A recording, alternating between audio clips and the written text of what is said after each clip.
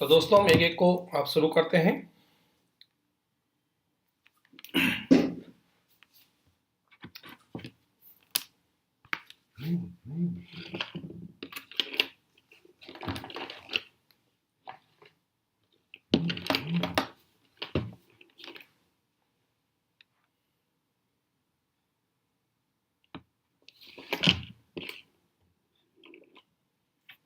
तो आज हम प्रीलिम्स के 2023 में जो भी एग्जाम है, चाहे वो स्टेट पीसीएस है चाहे यूपीएससी है, स्पेशली आपको पता है कि यूपीएससी मई में कंडक्ट होगी और यूपीएससी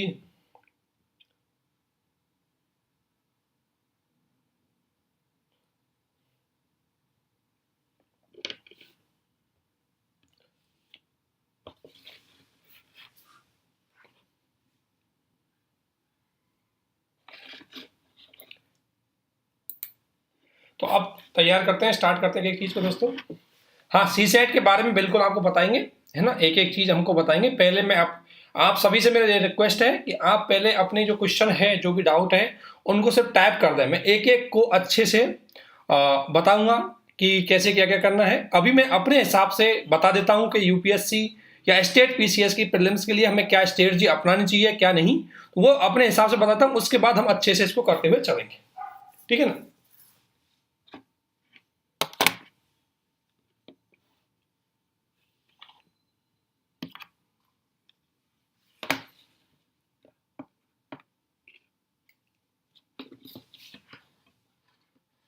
और मैं जितने भी लोगों के क्वेश्चन है, उन सभी के क्वेश्चनों के डाउट है वो क्लियर करूंगा। आपसे रिक्वेस्ट है कि आप मैसेज करते जाएं, हम एक एक क्वेश्चन के डाउट को क्लियर करेंगे। पहले मैं अपनी ओर से जो स्ट्रेटजी बना के लेके आया हूं, मैं बताना चाहता हूं, उसको मैं बता देता हूं। उसके बाद आपके हिसाब से वो चीजें हम आगे बढ़ाएंगे, ठीक है ना। तो ये चीज आपको ध्यान में रखनी है जिन जिन लोगों के बारे में। तो सबसे पहले अगर मैं बात करें दोस्तों कि हम एग्जाम के बारे में बात करें, तो ये तो आपको पता है कि एग्जाम जो दोस्त 2023 की एग्जाम देना चाहते हैं, 2023 में जो भी एग्जाम लगेंगी, चाहे वो यूपीएससी हो चाहे वो स्टेट पीसीएस हो, इसमें हम यूपीएससी की बात करें लगभग 18 मई के समथिंग एग्जाम होगी। और स्टेट पीसीएस है, उसमें अलग अलग डेट पे अलग अलग टाइम पे एग्जाम है। जैसे अगर मैं बात करूं नॉर्मली, तो बीपीएससी की कंडक्ट फरवरी में होगी, यूपी पीसीएस की कंडक्ट लगभग जून में होगी, एमपी पीसीएस की कंडक्ट है ये भी जून के समथिंग होगी, ठीक है ना। तो ऐसी चीजों में आपको ये चीजें देखनी है, एक एक एग्जाम कब कब कंडक्ट होगी, वो तो आपको शेड्यूल सबको पता है। स्पेशली आप लोग यूपीएससी से भी जुड़े हुए हैं, स्टेट पीसीएस से जुड़े हैं,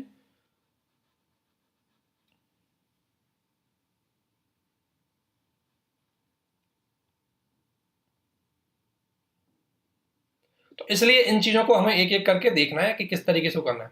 तो यूपीएससी और स्टेट पीसीएस 2023 की जो एग्जाम है, उनके लिए हमें ये रणनीति बनानी है। तो अभी हम देखते हैं इसमें। तो दोस्तों सबसे पहले देखो, प्रीलिम्स का थोड़ा सा एक बात बता देता हूं मैं। सबसे बड़ी हमारे जो सबसे बड़ी गलती होती है हमसे प्री के पढ़ते टाइम, कि हमें प्री की तैयारी करनी चाहिए, कैसे करनी चाहिए। लेकिन सबसे पहला मिस्टेक होता है, कभी भी ध्यान रखना, हमें हमेशा तैयारी मेंस के पॉइंट ऑफ व्यू से ही करनी चाहिए। प्री की तैयारी एग्जाम से कुछ टाइम पहले ही की जाती है, प्री के लिए अलग से ज्यादा टाइम नहीं दिया जाता, ठीक है ना। प्री की तैयारी आपको एग्जाम से कुछ पहले ही करनी होती है। आपको सिर्फ मेंस के पॉइंट ऑफ व्यू से ही अच्छे से तैयारी करनी है, ठीक है ना। तो मेंस के पॉइंट ऑफ व्यू से अगर मैं बात बोलूं, तो आप, क्योंकि बहुत सारे दोस्त मैंने देखे हैं कि वो प्री की तैयारी करते हैं, और प्री की तैयारी की वजह से आप बहुत सारे कॉन्सेप्ट हैं उनको क्लियर नहीं कर पाते। प्री में क्या करते हैं, आप ओनली फैक्चुअल इन्फॉर्मेशन पढ़ते हैं। प्री के लिए आप ओनली इन्फॉर्मेशन पे ज्यादा फोकस करते हैं। तो इसी वजह से जब आप किसी चीज के प्री के पॉइंट को पढ़ेंगे, प्री की लाइन को पढ़ेंगे, एक एक लाइन को पढ़ेंगे, तो उससे क्या है कि आप ज्यादा देर तक उस चीज को अच्छे से सस्टेन नहीं कर पाओगे, उसको या तो याद नहीं रख पाओगे, या वो हो सकता है एग्जाम में जाके कंफ्यूज हो जाए। इसलिए हमेशा आपको पढ़ना है मेंस के पॉइंट ऑफ व्यू से ही, क्योंकि उसमें आपकी फैक्चुअल इन्फॉर्मेशन आ जाएगी। तो इस मैं उन कैंडिडेट्स के लिए बोल रहा हूँ जो बार बार प्री में फेल हो जाते हैं कि सर मेरा प्री नहीं निकला, सर मेरा प्री नहीं निकला। प्री ना निकलने का मेन रीजन है कि वो केवल और केवल प्री पर ही फोकस रहते हैं। आपको ध्यान रखना है, कोई भी एग्जाम, चाहे स्टेट पीसीएस चाहे यूपीएससी, अगर आपने मेंस के पॉइंट ऑफ व्यू से पढ़ा है तो सारा कॉन्सेप्ट वहां क्लियर हो जाता है। और एग्जाम में बहुत सारे क्वेश्चनों का जो जवाब है वो आप किससे देते हैं, अपने कॉन्सेप्ट से देते हैं। वो आप किससे देते हैं, बहुत सारी चीजों को लिंक करके देते हैं। तो इसलिए हमेशा तैयारी आपको इस तरीके की करनी है, यह चीज आपको ध्यान में रखनी है। जो भी दोस्त हमारे साथ जुड़े हुए हैं उन्हीं से मैं यही बात बोलूंगा। तो हमें जब भी तैयारी करनी है वो इसी तरीके से हमें तैयारी उसमें करनी है। तो अगर मैं इसकी बात करूं तो आज हम फोकस करेंगे कि 2023 की जो भी एग्जाम है उसमें हमें किस तरीके से क्या क्या फोकस करना है। तो एक चीज ध्यान रखना कि जो भी एग्जाम है उनका टाइम आपको पता है कि कब कब एग्जाम होंगी और किस तरीके से आपको क्या क्या चीजें हैं वो करनी है। सबसे पहले मैं आपको बता देता हूं, मैं एक जस्ट कि आप में से जो भी दोस्त अभी एग्जाम देने वाले हैं स्पेशली 2023 के लिए, उनके लिए सबसे पहले ये तरीका है कि कम से कम वो जनवरी तक वो मेंस को थोड़ा प्रीफर करें, मेंस है उसको थोड़ा प्रेफरेंस में रखें, मतलब उसको थोड़ा टाइम दें, मेंस को भी टाइम दो। और यदि किसी कैंडिडेट ने मेंस को, चाहे मेंस के सब्जेक्ट है उनको बहुत अच्छे से कनेक्ट करके पढ़ा है तो प्री में उसको ज्यादा दिक्कत नहीं आएगी। ये चीज आपको ध्यान में रखनी है, ठीक है ना। जिनको भी ये चीजें उनको कभी भी दिक्कत नहीं आएगी। बहुत सारे दोस्त हैं वो क्या करते हैं प्री के लिए ही पढ़ते हैं और इसी की वजह से उनकी प्री नहीं निकल पाती है। मैं एक्चुअली में बात सही बता रहा हूं, जो प्री में लगातार फैल रहे हैं उस कंफ्यूजन को दूर करें कि मैं फेल क्यों होता हूं। उसका सबसे बड़ा कारण है कि कहीं ना कहीं वो प्री तक ही सेंट्रिक रहते हैं, ठीक है ना। तो आपको एक काम करना है, थोड़ा सा अभी मेंस पे फोकस रखना है, लेकिन प्री के लिए क्या करना है वो हम आपको बताते हैं। तो दोस्तों प्री एक सबसे बड़े प्री को आपको समझना है कि आखिरकार प्री क्या है। प्री एग्जाम क्या होती है कि छटनी करती है, आपकी सॉर्टिंग करती है। प्री एग्जाम के सामान्यतः किसी भी, चाहे स्टेट पीसीएस की प्री हो चाहे यूपीएससी हो, वो आपकी मेरिट नहीं बनाती, वो आपको केवल सॉर्ट करती है कि कौन कौन से, क्योंकि आपको पता है मेंस लेना सबके, जैसे अगर 10 लाख कैंडिडेट फॉर्म भर रहे हैं तो 10 लाख कैंडिडेट की मेंस लेना पॉसिबल नहीं है।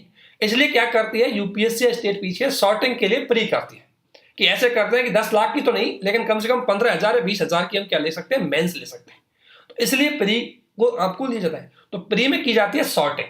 अब सॉर्टिंग जब होती है तो आपको पता है थोड़ा बहुत इंफॉर्मेशन से पूछा जाता है ना, थोड़ा बहुत फैक्चुअल होता है और थोड़ा बहुत आपसे स्मार्ट वाली चीजें पूछी जाती है, जिसमें कई बार अच्छे अच्छे कैंडिडेट भी कई बार फेल हो जाते हैं। तो आपको एक चीज ध्यान रखनी, प्री को समझना है। सबसे पहले आपको पता है कि प्री है इंफॉर्मेशन बेस। प्री थोड़ा इंफॉर्मेटिव ज्यादा होती है, उसमें ऑब्जेक्टिविटी होती है इसलिए, ठीक है ना, और इंफॉर्मेटिव होती है इसलिए हमें थोड़ा सा उसके हर पार्ट को जानना होता है। स्पेशली फैक्चुअल इंफॉर्मेशन बहुत ज्यादा पूछी जाती है आपसे, ये आपको पता है फैक्चुअल इंफॉर्मेशन आपसे पूछते हैं। तो फैक्चुअल इंफॉर्मेशन आपको बहुत अच्छे से पूछते हैं, इसलिए प्री थोड़ा सा हो जाती है। इसलिए ध्यान रखना सबसे पहले हमें प्री का क्या करना है, थोड़ा सा मेंस से हट करके थोड़ा अलग पढ़ना होता है। देखो पहले तो पढ़ो आप मेंस के पॉइंट ऑफ व्यू से सब कुछ अच्छा, उसके बाद आपको प्री पे फोकस होना है। और मोस्टली मैं तो कहूंगा कि जनवरी में आपको प्री पे स्पेशली फोकस हो जाना चाहिए। एग्जाम से 3 महीने पहले आपको प्री, 3 या 3.5 महीने पहले आपको प्री देनी है। अगर कोई बीपीएससी फरवरी में देने वाला है तो उसको थोड़ा प्री का टाइम ज्यादा देना चाहिए। अगर यूपीएससी और यूपीपीसीएस देने वाला है तो जनवरी में अपना टाइम ज्यादा रख सकता है, ठीक है। तो प्री एक इंफॉर्मेशन और फैक्चुअल बेस होती है चूंकि, इसलिए हमें थोड़ा सा प्री को ध्यान अलग देना पड़ता है। और प्री के जो सब्जेक्ट है वो थोड़ा अलग हो जाते हैं, जैसे जहां से क्वेश्चन ज्यादा पूछे जाते हैं। तो सबसे पहला काम करना है आपको दोस्तों प्रीवियस ईयर के क्वेश्चनों को समझ के, सबसे पहला काम करना है प्रीवियस ईयर के क्वेश्चनों को समझ के आपको काम करना है कि कौन से पार्ट ज्यादा पूछे जाते हैं। ये आप देख के बता देंगे, मैं भी आपको बता देता हूं कि यूपीएससी स्टेट पीटीएस में नॉर्मली कौन से पार्ट ज्यादा पूछे जाते हैं, कौन से पार्ट ज्यादा पूछे जाते हैं और कैसे। ये समझोगे दोस्त आप प्रीवियस ईयर के क्वेश्चनों से। तो जो भी दोस्त प्री की एग्जाम देना चाहते हैं उनकी पहली काम उनको करना चाहिए प्रीवियस ईयर के क्वेश्चनों को थोड़ा सा जरूर पढ़ना है प्री के। अब प्रीवियस ईयर के क्वेश्चन की अगर मैं बात करूं तो आप चाहे तो उसको घटना चक्र में पढ़ सकते हैं, ठीक है ना, आप चाहे तो खुद ला करके पढ़ सकते हैं। लेकिन हमारे द्वारा घटना चक्र की सीरीज चलाई जा रही है, उसको फॉलो कर सकते हैं, वहां से आप इसको अच्छे से पढ़ सकते हैं। लेकिन एक चीज ध्यान रखनी है आपको हमेशा कि ये हम आपको एक आगे बताएंगे कैसे इनको पढ़ना है। अभी मैं जस्ट बता रहा हूं कि कैसे सबसे पहले आपको समझना है कि कैसे क्वेश्चन आते हैं। तो इसके लिए प्रीवियस ईयर के क्वेश्चन है उनको पढ़ना होगा, समझना होगा। अब इनको समझने के लिए आपको थोड़ा सा प्रीवियस ईयर के क्वेश्चन है, इन पे ऐसा नहीं कि आपने जाके क्वेश्चन देखा और सॉल्व कर लिया, सर मैं तो समझ गया, ऐसा कुछ भी नहीं करना है।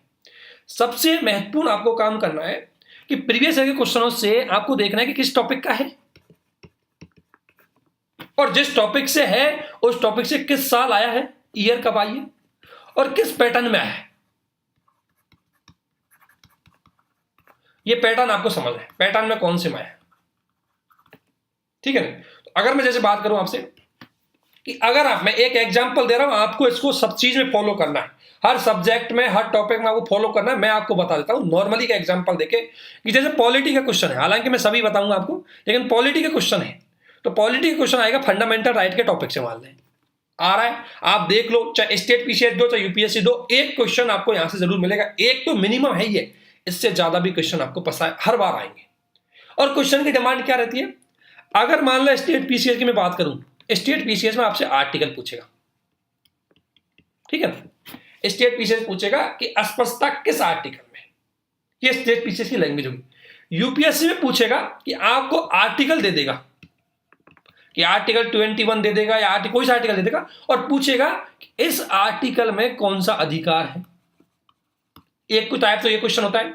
सेकंड क्वेश्चन ये होता है कि फंडामेंटल राइट को इसके कॉन्सेप्ट से जोड़ के क्वेश्चन दे देता है, कि फंडामेंटल राइट अगर मैं बात करूं तो आर्टिकल 32 को लेकर के क्वेश्चन दे देता है, उसकी रेट को लेकर के, जो रेट है उनको लेकर के क्वेश्चन दे सकता है। तो इस टाइप के क्वेश्चन आपसे पूछते हैं, और फंडामेंटल राइट के इस टॉपिक से हर बार हर एग्जाम में, चाहे यूपीएससी है स्टेट पीसीएस है, आप उठा करके क्वेश्चन देख सकते हैं, हर बार क्वेश्चन यहां से आएगा।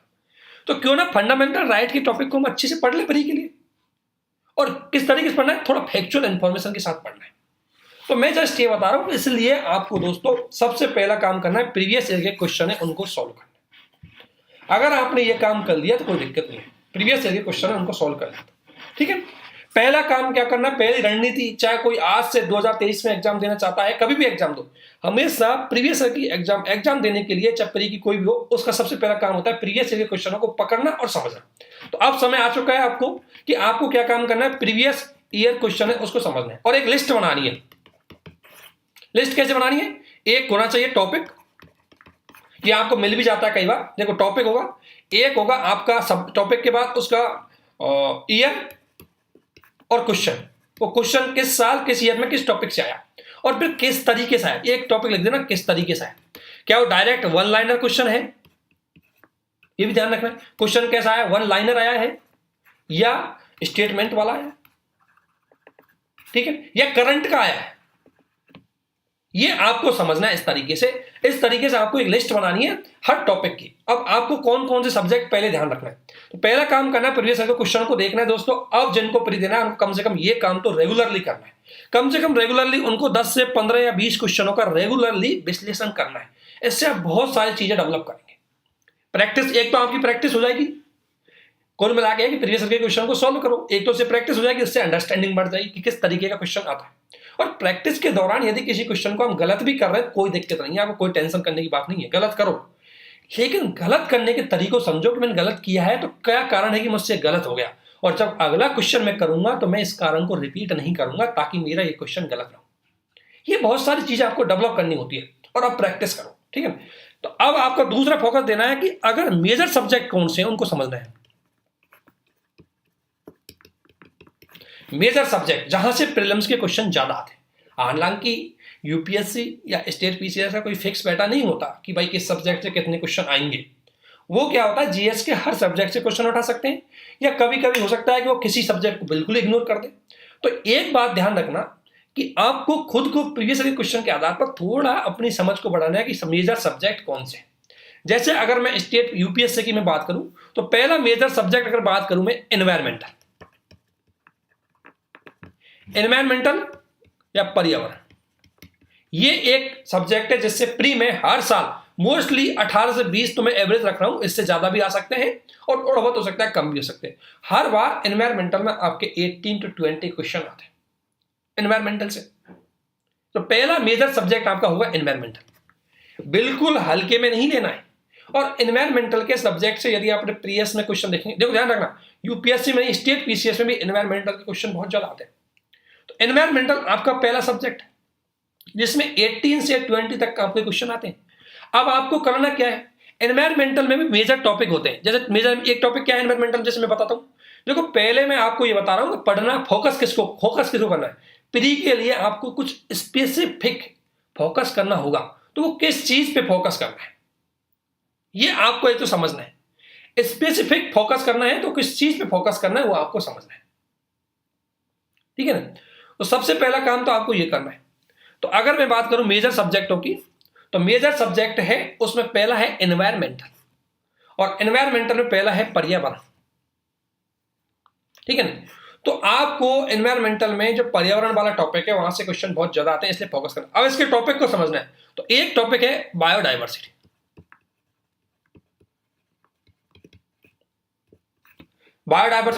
बायोडायवर्सिटी एंड जैव विविधता के टॉपिक से आपसे क्वेश्चन आते हैं। और प्री के आपने क्वेश्चन देखे होंगे, इनके प्री के क्वेश्चनों को कैसे आएंगे। जैव विविधता से क्वेश्चन ज्यादातर किसके आते हैं, एक तो आते हैं स्पीशीज के, प्रजातियों के,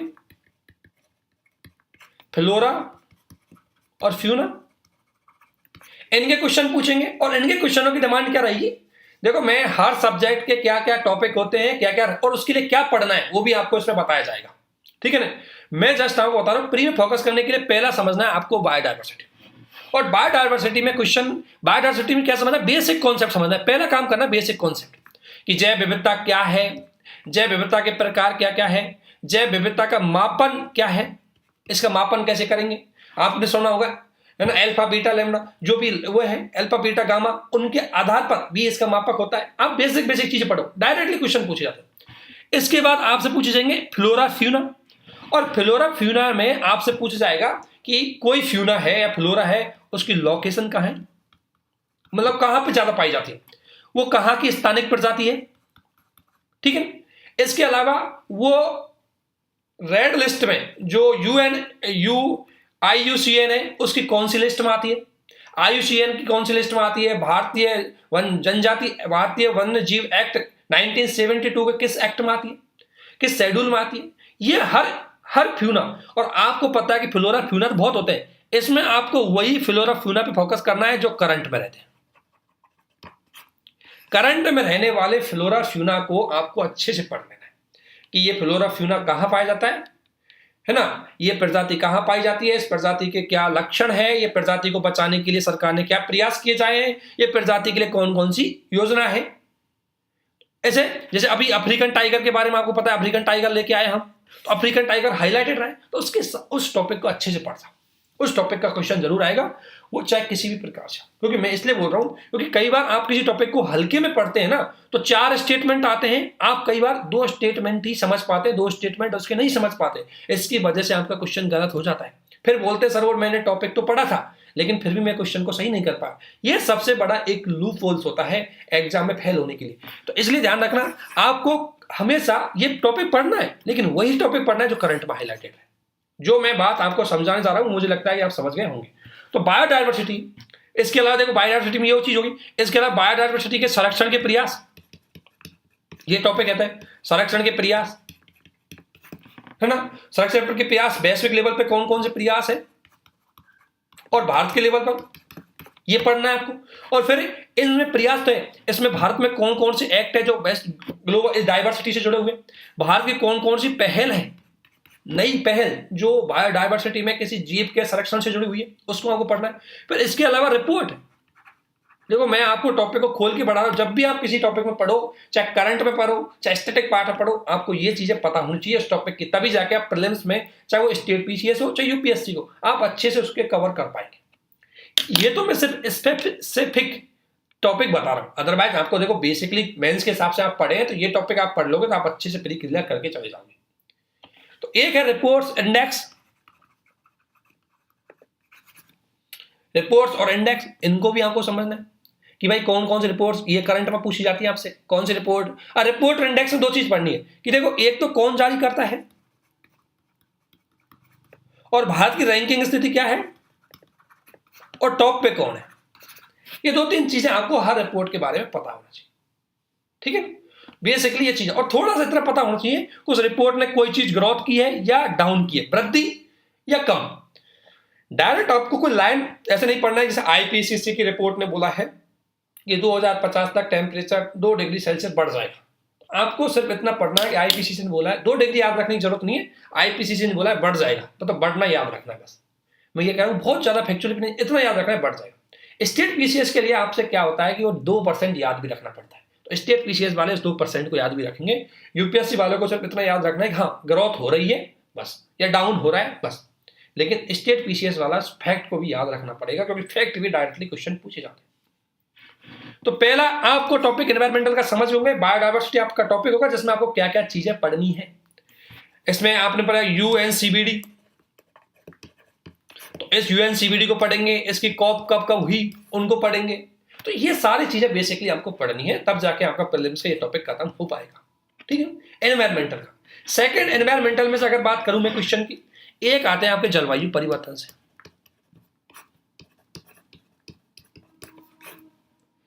जलवायु परिवर्तन से क्वेश्चन सबसे पहले तो आएंगे कि जलवायु परिवर्तन के एक बेसिक कॉन्सेप्ट को समझो कि इसमें कैसे होता है, कौन कौन सी ग्रीन हाउस गैसेज होती है और किस कारण से इसका प्रभाव क्या होता है।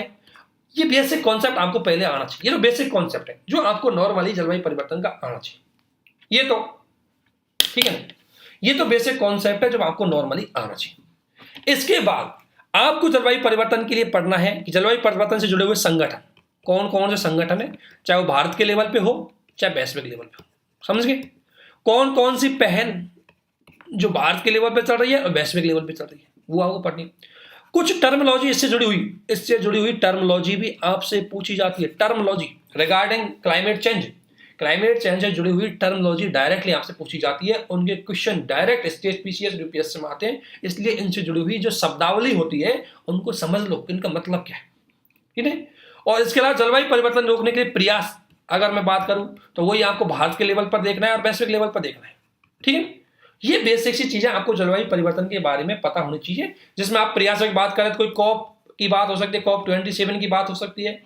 इसके अंतर्गत इनमें घोषणा पत्र, अगर किसी कॉप में घोषणा पत्र हुआ है तो वो आपको पता होना चाहिए घोषणा पत्र का संबंध किससे है, उस घोषणा पत्र को कहां पे किया गया है। ठीक है ना।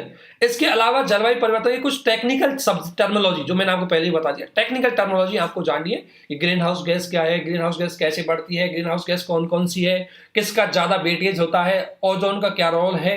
ये बेसिक कॉन्सेप्ट आपको इस टॉपिक का जरूर पता होना चाहिए, तभी जाके आप प्रीलिम्स के क्वेश्चन अच्छे से कर पाओगे। तो ये है आपका दूसरा मेजर टॉपिक जो आपको एनवायरमेंटल में पढ़ना है। क्वेश्चन यहां से आपसे पूछे जाते हैं, या कई बार कॉप से भी पूछे गए हैं क्वेश्चन, कई बार इनसे जुड़ी हुई संस्था से भी पूछे गए हैं क्वेश्चन यूपीएससी ने, कई बार ग्रीन हाउस गैसों से रिलेटेड क्वेश्चन पूछे गए, कई बार जलवायु परिवर्तन को कम करने के लिए जो इलेक्ट्रिकल व्हीकल चला रहे हैं, सीएनजी गैस से वाली बसें चला रहे हैं, ये सारे क्या है, सीएनजी, हाइड्रोजन सीएनजी, ये सारे क्या जलवायु क्लाइमेट से जुड़े हुए ही टॉपिक है। इनसे आपके क्वेश्चन आएंगे, आप करंट में देख सकते हैं। तो एक काम आपको ये जरूर करना है दोस्तों, ये जिनका भी है, देखो इतना डिटेल से आप अगर समझ गए एग्जाम को, फिर आपको दिक्कत नहीं आएगी पास करने के लिए। फिर आपको कोई स्ट्रेटजी वगैरह, कोई डायरेक्शन वगैरह कुछ नहीं चाहिए, आपको डायरेक्टली इस पॉइंट के आधार पर अपनी प्री की तैयारी करनी है। ठीक है ना। ये मैं बताते जा रहा हूं पहले कि स्पेसिफिक टॉपिक आपको पहले करना है, कि मेजर टॉपिक कौन से हैं, मेजर सब्जेक्ट कौन से जहां से क्वेश्चन आ सकते हैं, तो वो आप समझ गए होंगे एनवायरमेंटल का। एनवायरमेंटल में एक और टॉपिक होता है दोस्तों, पॉल्यूशन, प्रदूषण। अब देखो प्रदूषण का सबसे पहले पढ़ना आपको बेसिक कॉन्सेप्ट।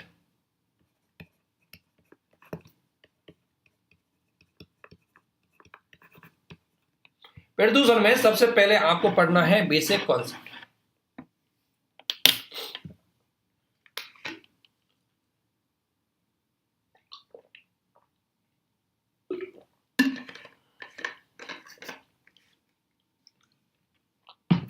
तो अगर मैं बेसिक कॉन्सेप्ट की बात करूं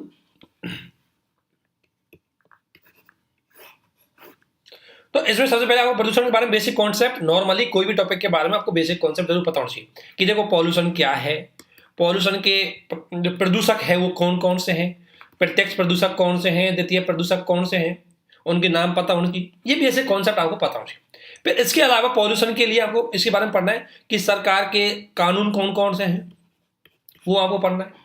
कानून में आपको जल पॉल्यूशन का, पर्यावरण का, सबका इनका कानून आपको पता होना चाहिए, थोड़ा बेसिक चीजें उसमें पता होना चाहिए। और स्पेशली वो एक्ट ज्यादा पता होना चाहिए जो करंट में रहा हो। करंट में कोई एक्ट अगर इनसे रहा है उसको जरूर आपको अच्छे से पढ़ना है, उसमें किसी प्रकार से कोई हल्के में नहीं लेना है। ये चीज आपको एक तो ध्यान रखनी है। ठीक है दोस्तों। तो एक काम आपको ये करना है कि कोई एक्ट, कोई चीज अगर करंट में है तो उसको अच्छे से समझना है, पढ़ना। तो अगर इसके अलावा आपको पॉल्यूशन में ये पढ़ना है कि जो थोड़ा से, कई बार आपको पता है पॉल्यूटेंट होते हैं, प्रदूषक होते हैं, वो मैंने बताया था, प्रदूषकों के बारे में जरूर पढ़ लेना। पॉल्यूटेंट होते हैं, ठीक है ना। तो इसमें अगर ओजोन, जो ओजोन में है, या हम कह सकते हैं कार्बन डाइऑक्साइड, कार्बन मोनोऑक्साइड, है ना, ये बातें पॉल्यूशक है, इनको आपको थोड़ा सा समझना है, इनके बारे में जानना है।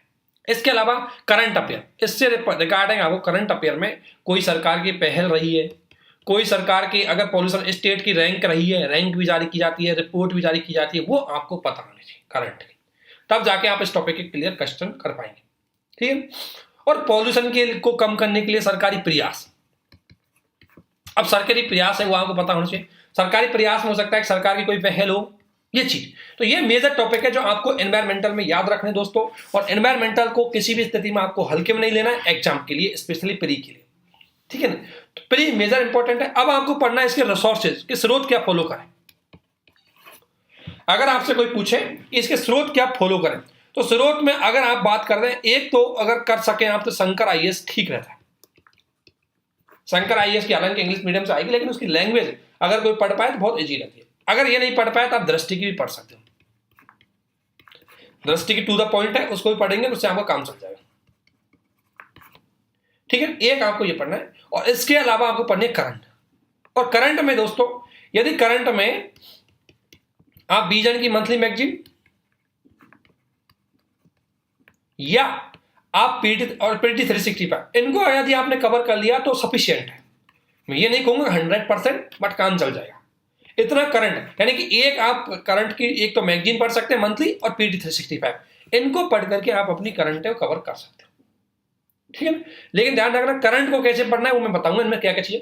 करंट को कैसे पढ़ना है, देखो करंट में मैंने बताया कि कोई इन 4-5 चीजें जो मैंने ऊपर टॉपिक बोला है इनसे जुड़ा हुआ कोई करंट है, उसको उसी तरीके से पढ़ना है। ठीक है। तो एक काम करना, ये रिसोर्सेज आपको फॉलो करने हैं इसके लिए। किसके लिए? पर्यावरण के लिए। इतना आपको काम करना है एनवायरमेंटल के पार्ट। तो मेजर इंपॉर्टेंट टॉपिक पहला आपका क्या होगा दोस्तों? पर्यावरण।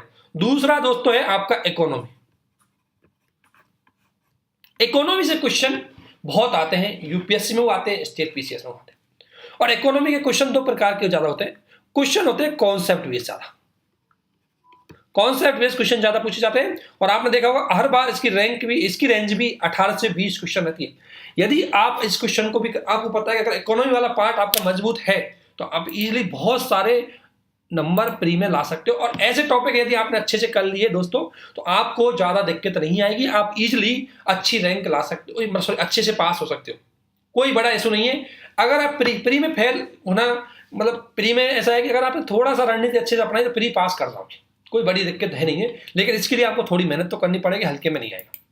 तो दोस्तों सबसे बड़ी बात है इकोनॉमी की। अगर मैं बात करूं इकोनॉमी में आपको कॉन्सेप्ट की बात करें तो 18 से 20 क्वेश्चन आते हैं। अब इसके मेजर सब्जेक्ट जो क्वेश्चन पूछे जाते हैं आपसे इकोनॉमी में, वो क्वेश्चन होते हैं आपके एक तो बैंकिंग सिस्टम से। बैंकिंग सिस्टम को प्री के लिए अच्छे से पढ़ लेना। बैंकिंग सिस्टम से जुड़ी हुई टर्मिनोलॉजी, एक तो शब्दावली बहुत होती है, CRR, SLR, घटेगी बढ़ेगी क्या होगा, ये सारी चीजें, इसका कॉन्सेप्ट आपको अच्छे से होना चाहिए। बैंकिंग सिस्टम है उसको अच्छे से पढ़ लेना। बैंकिंग सिस्टम में आपके सारी चीजें आ जाएंगी। मैंने जो पढ़ाया आपने पढ़ा होगा NPA, सब आ जाएंगे। NPA आ जाएगा, सरकार की स्कीम्स आ जाएंगी, इसमें RBI भी आ जाएगा, RBI का क्या रोल है, ये सारी चीजें आपको अच्छे से पढ़नी। बैंकिंग सिस्टम को अगर इकोनॉमी में आपको पढ़ना है, सबसे पहला टॉपिक अच्छे से पढ़ना है आपको बैंकिंग सिस्टम का।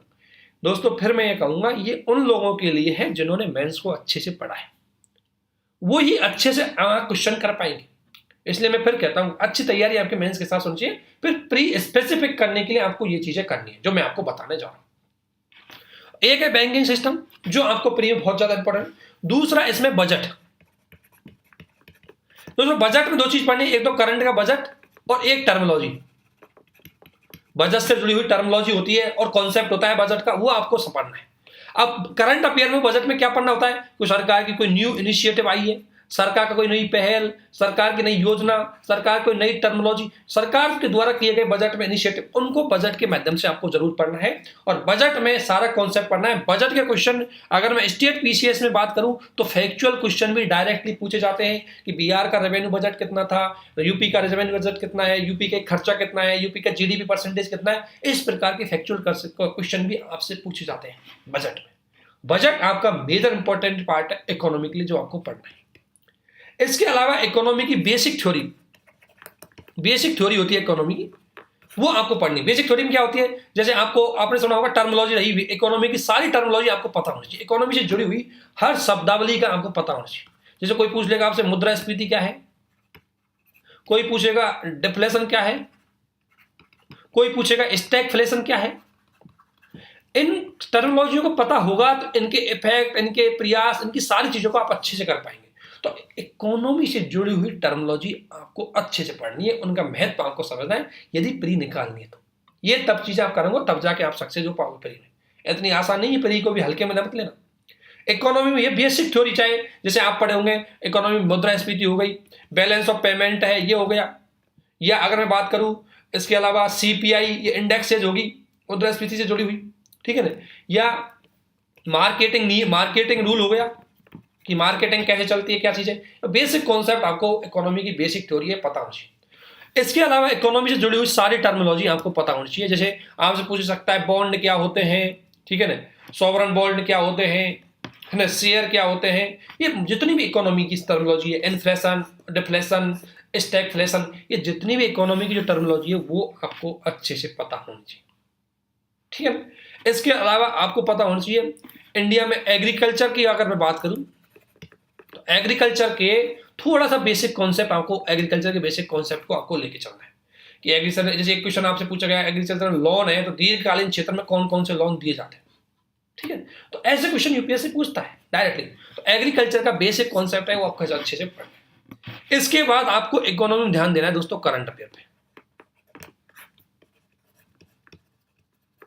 और करंट अफेयर में अगर आपने ध्यान रखना, करंट अफेयर में अगर आपने ध्यान रखना कई चीजें ध्यान रखें। एक, करंट अफेयर में कोई टर्मिनोलॉजी आई है, ध्यान रखें बहुत सारी टर्मिनोलॉजी इकोनॉमी में मिलेंगी आपसे, उसको बेसिक को अच्छे से समझना। कोई सरकार की इनिशिएटिव है, पहल है, नई पहल है, उसको बहुत अच्छे से समझना है वो क्या है, कैसे है, क्यों। ये सारी चीजें हम बता भी रहे हैं, पर आपको मैं बता रहा हूं तैयारी करते टाइम ये चीजें आपको पता होनी चाहिए। करंट अफेयर में आपका इकोनॉमिक सर्वे, इकोनॉमिक सर्वे क्यों जरूरी होता है, क्योंकि इसमें बहुत सारी आपके कॉन्सेप्ट छुपे हुए होते हैं, वो आपको पढ़ना है। और कैसे पढ़ना है इसको हम बता देंगे। इकोनॉमिक सर्वे, करंट में आपका होगा बजट, ये चीजें आपको मतलब बेसिकली आपको पता होनी चाहिए कि करंट में होती क्या है। और करंट में अगर कोई बेसिक कॉन्सेप्ट है जो करंट में है, उस बेसिक कॉन्सेप्ट को आप डिटेल से पढ़ लेना अपना स्टैटिक नोट्स में। करंट में जो चीज इकोनॉमी के किसी पार्ट की ज्यादा हाईलाइटेड है उसको अच्छे से आपको पढ़ लेना है, तब जाके आप अच्छे से कर पाओगे। ये चीज आपको ध्यान में रखनी है, ठीक है ना। तो ये हो गया। आप तो एक तो आप सभी से रिक्वेस्ट है कि आप अपने जितने भी डाउट है उन क्वेश्चनों को टाइप करते हैं, मैं सीक्वेंस से एक एक डाउट को बता दूंगा। अभी मैं सिर्फ ये अपनी रणनीति अपनी ओर से मैं बता रहा हूं कि आपको क्या करना चाहिए, क्या क्या चीजों पे ध्यान रखना चाहिए।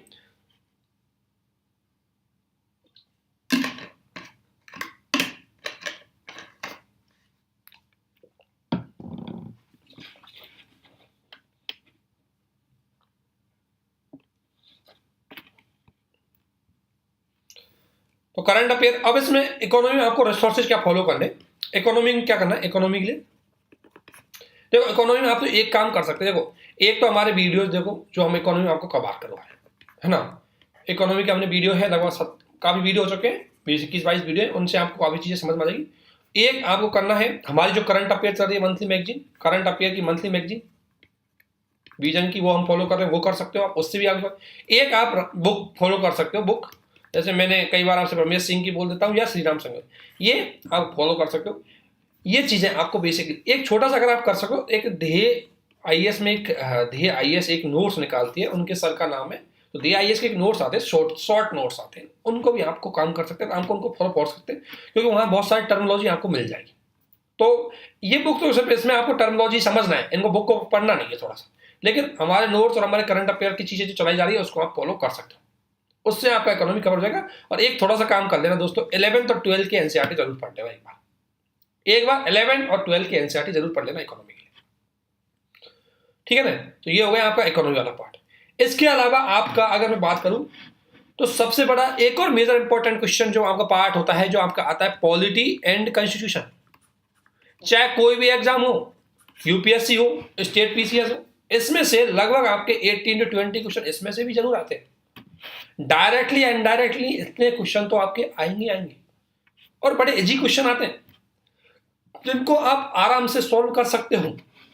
जैसे मैं अगर बात बता दूं तो बेसिक टॉपिक इसमें कौन कौन से आते हैं।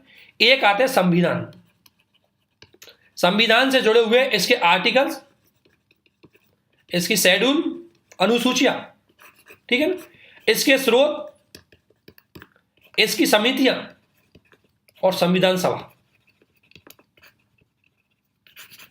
इनसे जुड़े हुए क्वेश्चन और इसका विकास में आपने देखा होगा 1773 से लेकर के 1947 तक के जो एक्ट है, ये आपका टॉपिक है। संविधान से इस तरीके के क्वेश्चन, यहां से क्वेश्चन पूछे गए हैं, स्रोत से क्वेश्चन पूछे गए हैं, समिति से संबंधित क्वेश्चन पूछे गए हैं, संविधान सभा से संबंधित क्वेश्चन पूछे गए हैं। आप जाके देख सकते हो, स्टेट पीसीएस में, यूपीएससी में, सभी जगह क्वेश्चन पूछे गए। इसके अलावा 12 शेड्यूल आपको पता होना चाहिए, और 12 शेड्यूल में आपको इतना पता होना चाहिए कि शेड्यूल के फर्स्ट शेड्यूल में क्या है, सेकंड शेड्यूल के अंतर्गत क्या है। और हालांकि हमने जो घटना चक्र की वीडियो है उसमें आपको बता दिया गया है कि शेड्यूल को किस तरीके से क्वेश्चन वहां से पूछे जाते हैं। एक काम आपको ये करना है, ये संविधान वाला टॉपिक इंपॉर्टेंट है। एक क्वेश्चन आता है प्रस्तावना से, स्पेशली प्रस्तावना की टर्मिनोलॉजी से। जो प्रस्तावना में टर्मिनोलॉजी दी गई है हमारे सामाजिक, आर्थिक, राजनीतिक न्याय, विश्वास, उपासना की स्वतंत्रता, है ना, ये प्रतिष्ठा, अवसर की समानता, ये जो टर्मिनोलॉजी, ये डेमोक्रेटिक, रिपब्लिक, सोशलिस्ट, सेकुलरिज्म, ये जितनी भी टर्मिनोलॉजी दी गई है संविधान सभा वो प्रस्तावना में, दोस्तों जितने भी शब्दावली है उनका मतलब आपको पता होना चाहिए अच्छे से, और उसमें भी बेस्ट आंसर। कई बार क्या होता है, एक ही चीज से 3-4 ऑप्शन दे सकते हैं, आपको बेस्ट आंसर उसमें ढूंढना होता है। ये काम आपको करना है, तभी जाकर के आप पॉलिटी के इस पार्ट को कर पाएंगे। आर्टिकल में क्या करना है, आपको फेमस आर्टिकल होने पता होना चाहिए। और मैंने आपको बताया कि आर्टिकल डायरेक्टली कभी याद नहीं कर सकते, आर्टिकल को याद करने का तरीका उसके कॉन्सेप्ट के साथ पढ़ो, अदरवाइज आर्टिकल याद नहीं होंगे। ठीक है, एक काम आपको ये करना है। इसके अलावा एक क्वेश्चन, अगर आप संविधान से बात करते हैं, संविधान संशोधन से क्वेश्चन आते हैं, और स्पेशली फेमस संविधान संशोधन। ठीक है, फेमस कॉन्स्टिट्यूशन अमेंडमेंट हुए, इसमें आर्टिकल 368 की बात आ जाएगी, उसकी प्रोसीजर क्या है और किस तरीके से संविधान संशोधन होते हैं। ठीक है, एक क्वेश्चन आपका ज्यादातर आएगा फंडामेंटल राइट्स और डीपीएसपी, और बेसिक क्वेश्चन आपसे पूछा जाएगा, बिल्कुल बेसिक में। एक तो इसका कॉन्सेप्ट पूछ सकते हैं आपसे, इन दोनों का मतलब क्या क्या व्यवस्था है, कैसे करते हैं। एक इनके आर्टिकल, उनको देकर के क्वेश्चन पूछ सकते हैं, और एक इनको लेकर के न्यायपालिका से जोड़ के क्वेश्चन पूछ सकते हैं। जैसे डीपीएससी से डायरेक्ट क्वेश्चन पूछे जाएंगे, परिवर्तनीय, अपरिवर्तनीय, कार्यपालिका को आदेश देते हैं कि प्रतिबंधित करते हैं, ऐसे क्वेश्चन पूछे जाते हैं, बिल्कुल बेसिक ऊपर से। ठीक है, या आर्टिकल 30 में क्या है, आर्टिकल 40 में क्या है, ऐसे क्वेश्चन आपसे फंडामेंटल राइट्स और डीपीएसपी में पूछे जाएंगे, और आप चाहे तो देख सकते हैं। इसलिए ये टॉपिक थोड़ा सा प्री के पॉइंट ऑफ व्यू से आपको थोड़ा पढ़ना जाता है। ठीक है, इसके अलावा क्वेश्चन आपसे पूछे जाते हैं राष्ट्रपति से, ध्यान रखना। मेंस में हो सकता है राष्ट्रपति क्वेश्चन ना, प्री में जरूर आते हैं। राष्ट्रपति से जुड़े हुए सारे आर्टिकल आप अच्छे से पढ़ लेना।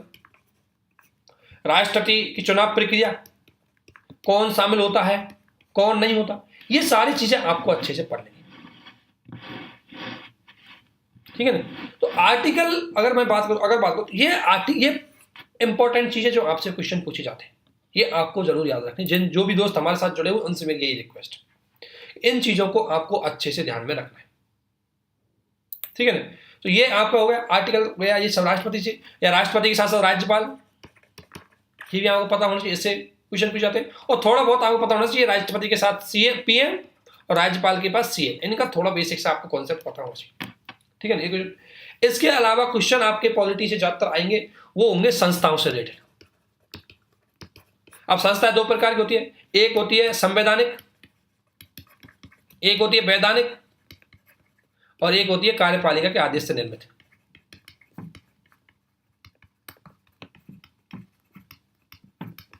संवैधानिक जिनका संविधान में उल्लेख है, जैसे कैग, यूपीएससी, स्टेट पीसीएस, ठीक है, election commission, ST, SC, OBC commission, ये आपको, इनमें भी क्या पढ़ना है आपको, इनमें भी मैं स्पेसिफिक बता दूं, कैग का स्ट्रक्चर पढ़ लेना है। स्ट्रक्चर, आर्टिकल, सदस्यों का कार्यकाल और नियुक्ति और हटाने की प्रक्रिया, ये सब में आपको यही पढ़ना है, ये स्ट्रक्चर इनके क्वेश्चन का।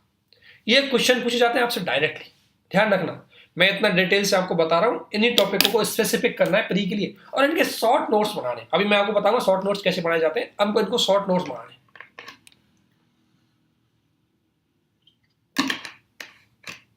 प्री के पॉइंट ऑफ व्यू से शॉर्ट नोट्स कैसे बनाने, इसको लेकर के भी हम एक वीडियो लेके आएंगे, आपके साथ जुड़ेंगे, लाइव आपको शॉर्ट नोट्स बनाना बताएंगे, ताकि आपको कोई दिक्कत नहीं है। ठीक है ना, अलग से इसको लेके आएंगे, लाइव आपको शॉर्ट नोट्स में बता के बनाएंगे। तो ये इसी प्रकार से वैधानिक संस्थाओं की अगर मैं बात करूं, जो वो संस्थाएं जो संसद के किसी कानून के द्वारा निर्मित होती है, जैसे आपको बात CIC, RTI, मतलब CIC हो गया, इसके अलावा CBC, ठीक है, ये संस्थाएं हो गई, या ह्यूमन राइट कमीशन, ठीक है, या वुमेन कमीशन, ये हो गया आपके। अब इनका भी सेम स्ट्रक्चर आपको याद रखना है, इनकी नियुक्ति कैसे होती है, कौन करता है, वो होगा, ये आपको अच्छे से पढ़ लेना है। और कार्यपालिका के आदेश से निर्मित, जैसे नीति आयोग,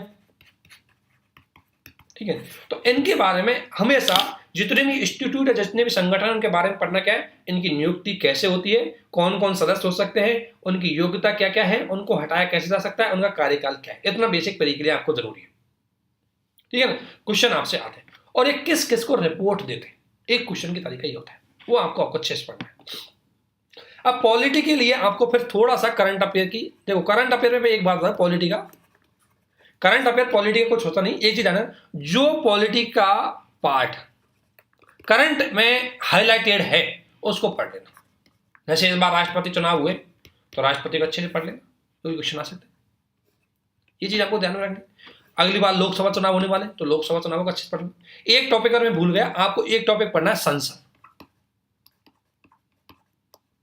संसद बहुत इंपॉर्टेंट है, और संसद में संसद की प्रक्रिया को पढ़ लेना, इसकी टर्मिनोलॉजी को पढ़ लेना, संसद को पढ़ लेना। राज्य विधानसभाओं को स्टेट PCS वाले फोकस करें, लेकिन UPSC वाले संसद को पढ़े, संसद से जुड़ी हुई टर्मिनोलॉजी, इसकी प्रक्रिया, संसद वाला पार्ट अच्छे से पढ़ लें।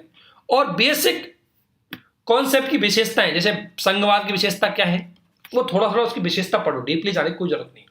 बेसिक उससे जुड़े हुए आर्टिकल, न्यायपालिका के बेसिक आर्टिकल, उसकी चीजें बेसिक ऊपर का पूछना है, ज्यादा डीपली आपको नहीं जाना। करंट अफेयर में आपको अगर ध्यान रखना, जो टॉपिक करंट अफेयर में करंट में हाईलाइटेड रहे उसको स्टैटिक में जरूर पढ़ लेना। जो भी टॉपिक करंट में हाईलाइटेड है उसको स्टैटिक में जरूर पढ़ लेना। इसलिए आप भी मैगजीन या करंट अफेयर या जो भी चीज पढ़ते हो उसमें एक चीज ध्यान रखना, कौन सा टॉपिक हाईलाइटेड है, कौन सा टॉपिक करंट में आया है, उसी को पढ़ लेना है बस, ठीक है ना। मतलब पढ़ना तो सभी को है, लेकिन उसको थोड़ा ज्यादा फोकस कर लेना है, ताकि उससे जुड़े हो सकता है क्वेश्चन आने की संभावना ज्यादा रहती है। ये काम आपको ये करना है। अगर मैं बात करूं इसके लिए स्रोत क्या पढ़ने, तो स्रोत में एक तो हमारे वीडियो देख सकते हो, हम बहुत अच्छे से सारे फैक्चुअल इन्फॉर्मेशन है। एक हमारे मैडम के द्वारा जो घटना चक्र चल रही है उसको देखो, प्री के पॉइंट ऑफ व्यू से वो इंपॉर्टेंट है। एक आप हमारा नोट तो ये, आप चाहो तो लक्ष्मीकांत को पढ़ सकते हो, इसमें वो लक्ष्मीकांत काम में आ जाएगी, ठीक है ना। ये स्रोत आपको फॉलो करने, इससे आपका काम चल जाएगा 100%, लगभग 90% क्वेश्चन को सही कर दोगे। 100 तो गारंटी नहीं है, लेकिन 90% सही कर दोगे। और अगर 20 में से अगर आपने 18 क्वेश्चन भी सही कर दिया तो अच्छी बात है, इससे ज्यादा और क्या चाहिए, ठीक है ना। तो इतना हो गया आपका ये पॉलिटी वाला पार्ट। इसके बाद दोस्तों आपका तीसरा मेजर हिस्ट्री हो गई, 3 सब्जेक्ट। इसके बाद आता है आपका इतिहास, हिस्ट्री। मैं आपको बता रहा हूं पढ़ना क्या है, किस चीज से ज्यादा फोकस करना है, ठीक है। जो ज्यादा फोकस करना है उस पर ज्यादा फोकस करना है, ठीक है। ये प्री के पॉइंट ऑफ व्यू से मैं बता रहा हूं, स्पेशली जब भी आप कोई भी प्री पढ़ो, 2023 की प्री के लिए क्या रणनीति है, 2024 की प्री की वो रणनीति में बताऊंगा, लेकिन प्री को पढ़ना कैसे है वो मैं बता रहा हूँ कि प्री के लिए पढ़ना क्या है। तो अगर अगला बात करूं मैं हिस्ट्री की, हिस्ट्री में मान लो एक को ध्यान रखना, हिस्ट्री में 2 चीज होती है। हिस्ट्री में एक तो बात करें जैसे आर्ट एंड कल्चर, एक तो हिस्ट्री का ही पार्ट है वैसे। एक हिस्ट्री के पार्ट होते हैं एंसेंट, मिडाइवल, एंसेंट, मिडाइवल और इसके अलावा मॉडर्न, 3 पार्ट। अब आपको आर्ट एंड कल्चर में क्या पढ़ना है? आर्ट एंड कल्चर में देखो, एक तो धार्मिक व्यवस्थाएं पढ़नी है, और धार्मिक व्यवस्था में क्या पढ़ना है? एक तो संप्रदाय, उसका संगठन क्या क्या है, उसका प्रचार कहाँ कहाँ है, और कौन कौन से उसके नेता है, ये आपको पढ़ना है। आर्ट एंड कल्चर का पार्ट बता रहा हूं मैं आपको। इसके अलावा आर्ट एंड कल्चर और चीज पढ़े, इसके अलावा आपको फेमस मंदिर, गुफा, स्तंभ, शिलालेख और हड़प्पा के थोड़ा सा ज्यादा जरूर देख लेना, हड़प्पा के स्थल जरूर देख लेना। ये यहां से क्वेश्चन आपसे पूछ जाते हैं। आर्ट एंड कल्चर में आपको पढ़ना है भक्ति एवं सूफी आंदोलन, और आर्ट एंड कल्चर में भक्ति और सूफी आंदोलन में बात करो, देखो आंदोलन के बारे में पढ़ना है तो देखो, एक तो महत्वपूर्ण नेता, महत्वपूर्ण जो सुधारक थे, लीडर थे इनके, चाहे वो रामानंद हो, रामानंदाचार्य, शंकराचार्य, जो भी है वो पढ़ो। फिर उनके सिद्धांत पढ़ो, उसने कौन सा सिद्धांत दिया है, फिर उनकी बुक, ठीक है ना, और उनके विचार और उनका क्षेत्र वो कहां से संबंधित है। इतनी सारी चीजें आपको उनके बारे में पता होनी चाहिए, हर जो फेमस है उनके बारे में। शॉर्ट नोट्स इस पॉइंट से आपको बनाने, रामानंद या रामानंद को पढ़ा है, रामानुजाचार्य को पढ़ा, तो रामानुजाचार्य की कोई बुक है तो उसको लिख लो। रामानुजाचार्य के विचार क्या थे, उसका सिद्धांत कौन सा है, वो किस क्षेत्र से है, ये रामानुजाचार्य के नोट्स बन गए। ठीक है, तो इसमें अब भक्ति आंदोलन, सूफी आंदोलन, इस तरीके से आपको पढ़ना है। सिलसिला, सूफी सिलसिला, चिश्ती सिलसिला, जो भी सिलसिला है, सोहरावर्दी सिलसिला, तो सरदार फेमस सिलसिला में कौन कौन से नेता है, कहाँ कहाँ पर हुआ है, ये पढ़ना है। ये प्री के शॉर्ट नोट्स, इनको मैं अभी आपको बता रहा हूँ कि जब आप प्री के लिए पढ़ो तो कौन कौन से टॉपिकों को आपको ध्यान से देखना है, ये चीज आपको ध्यान में रखनी। ठीक है ना, तो अगला ये हो गया। अब अगला आते हैं हिस्ट्री पे। ये तो हो गया आपका आर्ट एंड कल्चर वाला पार्ट। नॉर्मली मंदिर, अब हर काल के मंदिर, हर चीज फेमस मंदिर आपको पता होनी चाहिए, मंदिर से जुड़ी हुई कलाएं पता होनी चाहिए, मंदिर मूर्ति पता होनी चाहिए, मूर्ति कला की कौन कौन सी कला है, वो चीज आपको पता होनी चाहिए। इसके अलावा अगर हम बात करें एंसेंट में हर काल की अगर बात करूं, मैं टर्मिनोलॉजी जरूर पता, शब्दावली ध्यान रखना दोस्तों, शब्दावली क्वेश्चन हिस्ट्री में बहुत आती है। शब्दावली, अब शब्दावली हो सकता है वो प्रशासनिक शब्दावली हो, ठीक है, प्रशासन से संबंधित मौर्य काल में प्रशासन के अलग अलग, या करों से संबंधित शब्दावली हो, करों से संबंधित बहुत सारी शब्दावली है। जैसे बलि, ये क्वेश्चन आया था, बलि क्या है, तो बलि एक टैक्स है जो ऋग्वेदिक काल में लिया जाता था या मौर्य काल के में लिया जाता था, तो ये आपको पता होना चाहिए।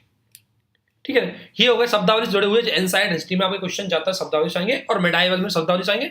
शब्दावली इसके साथ कुछ बुक्स है, वो क्वेश्चन पूछ सकते हैं। स्टेट पीसीएस वाले को से रिक्वेस्ट है कि जो शास राजा हैं उनके टेन्यूर के फेमस घटना को जरूर पढ़ना है। राजा है, फेमस राजा है, उनके शासन काल की महत्वपूर्ण घटनाएं स्टेट पीसीएस के लिए जरूर है। हो सकता है उनके युद्ध को पूछ सकते हैं, हो सकता है उनकी नई योजना को, नए पहल को, उनके पड़ोसियों के बारे में पूछ सकते हैं, वो स्टेट पीसीएस वाले। यूपीएससी के लिए आपको इतना फोकस करना है मेडाइवल हिस्ट्री तक। ठीक है ना, अब मेडाइवल हिस्ट्री, इसके अलावा हर काल की देखो, यूपीएससी के लिए भी हर काल की देखो, हर काल की आपको भूराजस्व व्यवस्था क्या है, राजनीतिक व्यवस्था क्या है, सामाजिक व्यवस्था क्या है, इतना थोड़ा थोड़ा पता होना चाहिए। और ये ज्यादा बड़ी बात नहीं है, आपको मौर्य काल की भूराजस्व व्यवस्था क्या थी थोड़ा सा बेसिक पता होना चाहिए, वो आपके लिए बहुत जरूरी है थोड़ा सा, ताकि आप फेल ना हो, प्री में अच्छे से पास हो जाए। इसके अलावा आपको सबसे ज्यादा इंपॉर्टेंट देना है,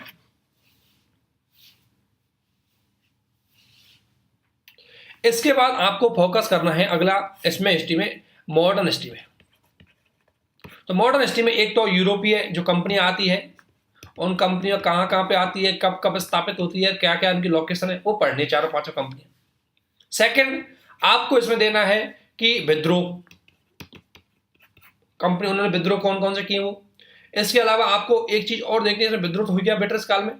इसके अलावा इनका कंपनी का प्रचार के लिए, कंपनी का प्रसार, तो उसमें फ्लासी युद्ध, फक्सर युद्ध, इनकी घटनाएं, और कंपनी के महत्वपूर्ण युद्ध जो कंपनी ने किए।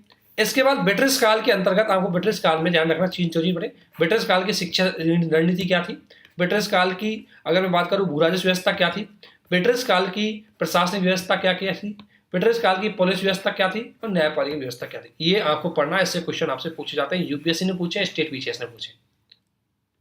ठीक है, अगला आपको करना है भारत के महत्वपूर्ण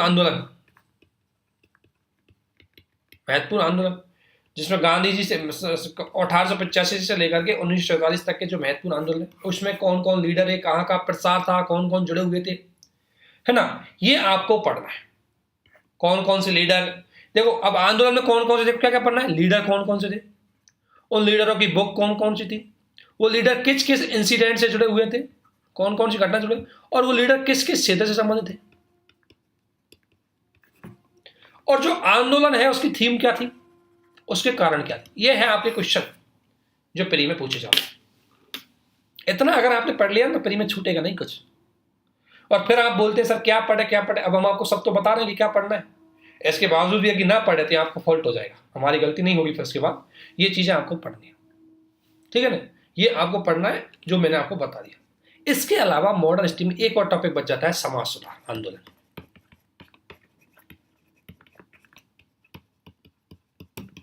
मतलब समाज सुधार आंदोलन क्या पढ़ना है, कुछ नहीं पढ़ना।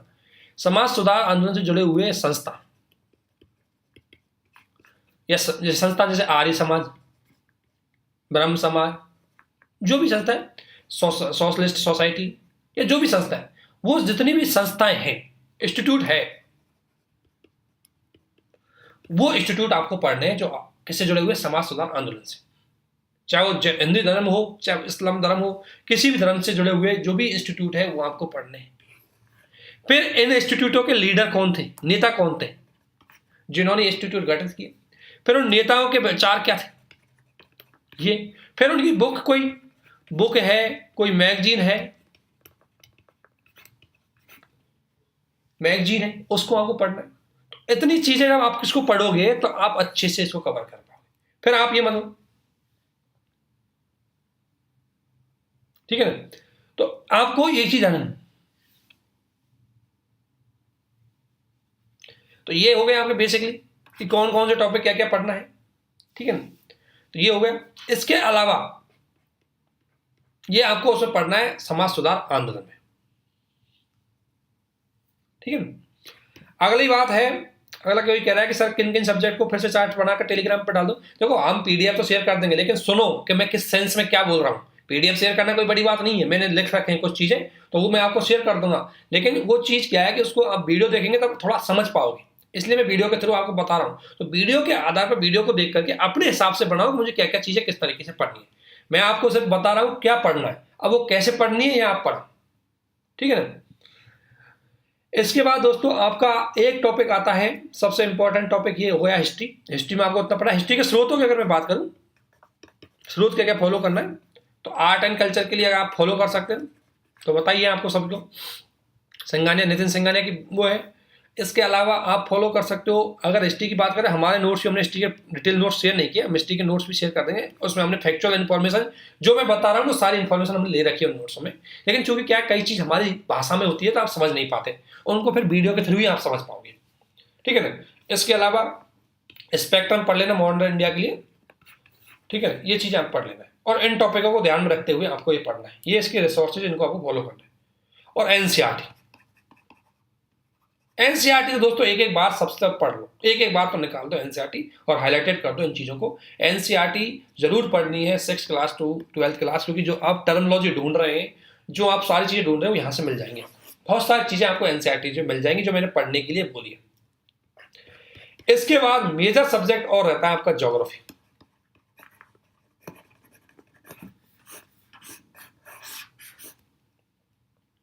इसके बाद जो मेजर सब्जेक्ट है वो आपका ज्योग्राफी है।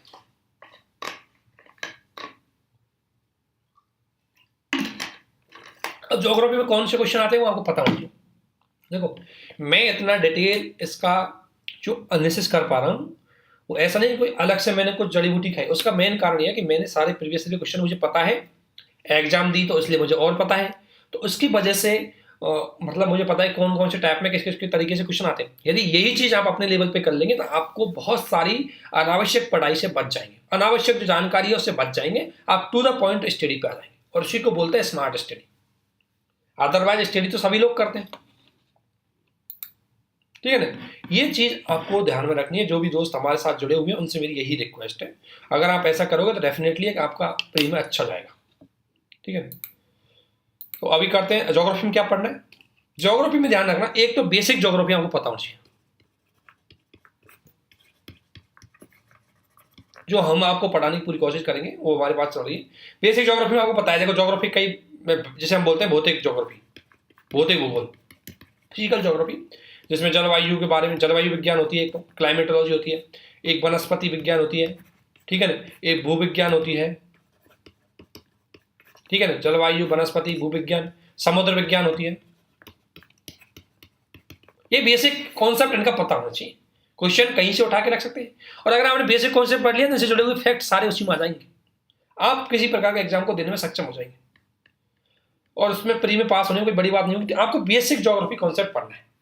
इसके अलावा आपको पढ़नी है मैपिंग,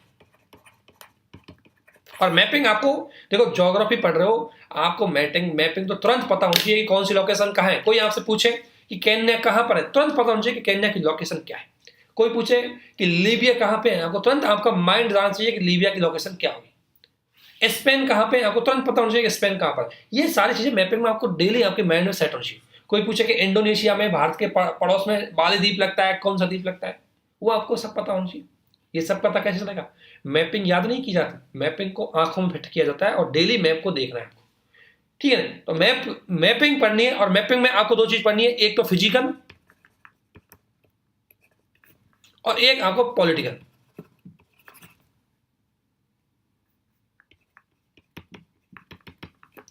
देखो फिजिकल में तो आपको पता है क्या क्या पढ़ना है, नदी, पहाड़ मतलब माउंटेन, ठीक है ना। इसके अलावा अगर हम बात करें रेगिस्तान या डेजर्ट, ठीक है ना। इसके अलावा ना ये होगी मुख्य रूप से समुद्र, सागर, जल संधि, स्थल संधि, ये हो गया यहाँ पे फिजिकल ज्योग्राफी में। इनमें इनकी लोकेशन और कहाँ कहाँ पे। पॉलिटिकल ज्योग्राफी में कंट्रीज, उनकी जगह, उनकी राजधानी और उनकी लोकेशन, ये आपको पढ़नी होती है ये। अब मैपिंग में देखो आपको एक तो पहली कंडीशन है कि मैपिंग तो आपको पूरी आनी चाहिए, ये आपको हर जगह काम आएगी। आप आंसर राइटिंग करेंगे, आप मेंस देंगे, किसी का ज्योग्राफी सब्जेक्ट है, किसी का GS2 में, GS फर्स्ट में काम आएगा, ज्योग्राफी में मैपिंग बहुत ही जगह काम आएगी। इसलिए दोस्तों मैपिंग पढ़नी है, और मैपिंग दोनों आधार पर पढ़िए, इंडिया की मैपिंग, और अगर आप पढ़ेंगे इंडिया के साथ साथ तो इंडिया की पढ़ लेना, और इसके साथ बेस वर्ल्ड की, ये दो मैपिंग पढ़नी होनी चाहिए। अगर इंडिया की मैपिंग पढ़ेंगे, इंडिया के पड़ोसियों की स्थिति जान लेंगे, इंडिया के कौन कौन सी पड़ोसी, इंडिया के अंदर क्या है, इंडिया के कौन कौन सी नदियां हैं, कौन कौन सी नहर, ये सारे क्वेश्चन आपको आ जाएंगे। इनसे रिलेटेड क्वेश्चन आपका जरूर आता है, इसलिए मैपिंग पढ़नी है। तो पहला ये कंडीशन है कि आपको मैपिंग अच्छी से आनी चाहिए। दूसरा कंडीशन है करंट में जो जगह, जो नदी, जो समुद्र, जो भी चीज जो मैपिंग की हाईलाइटेड है करंट में, उसको ज्यादा फोकस करना है,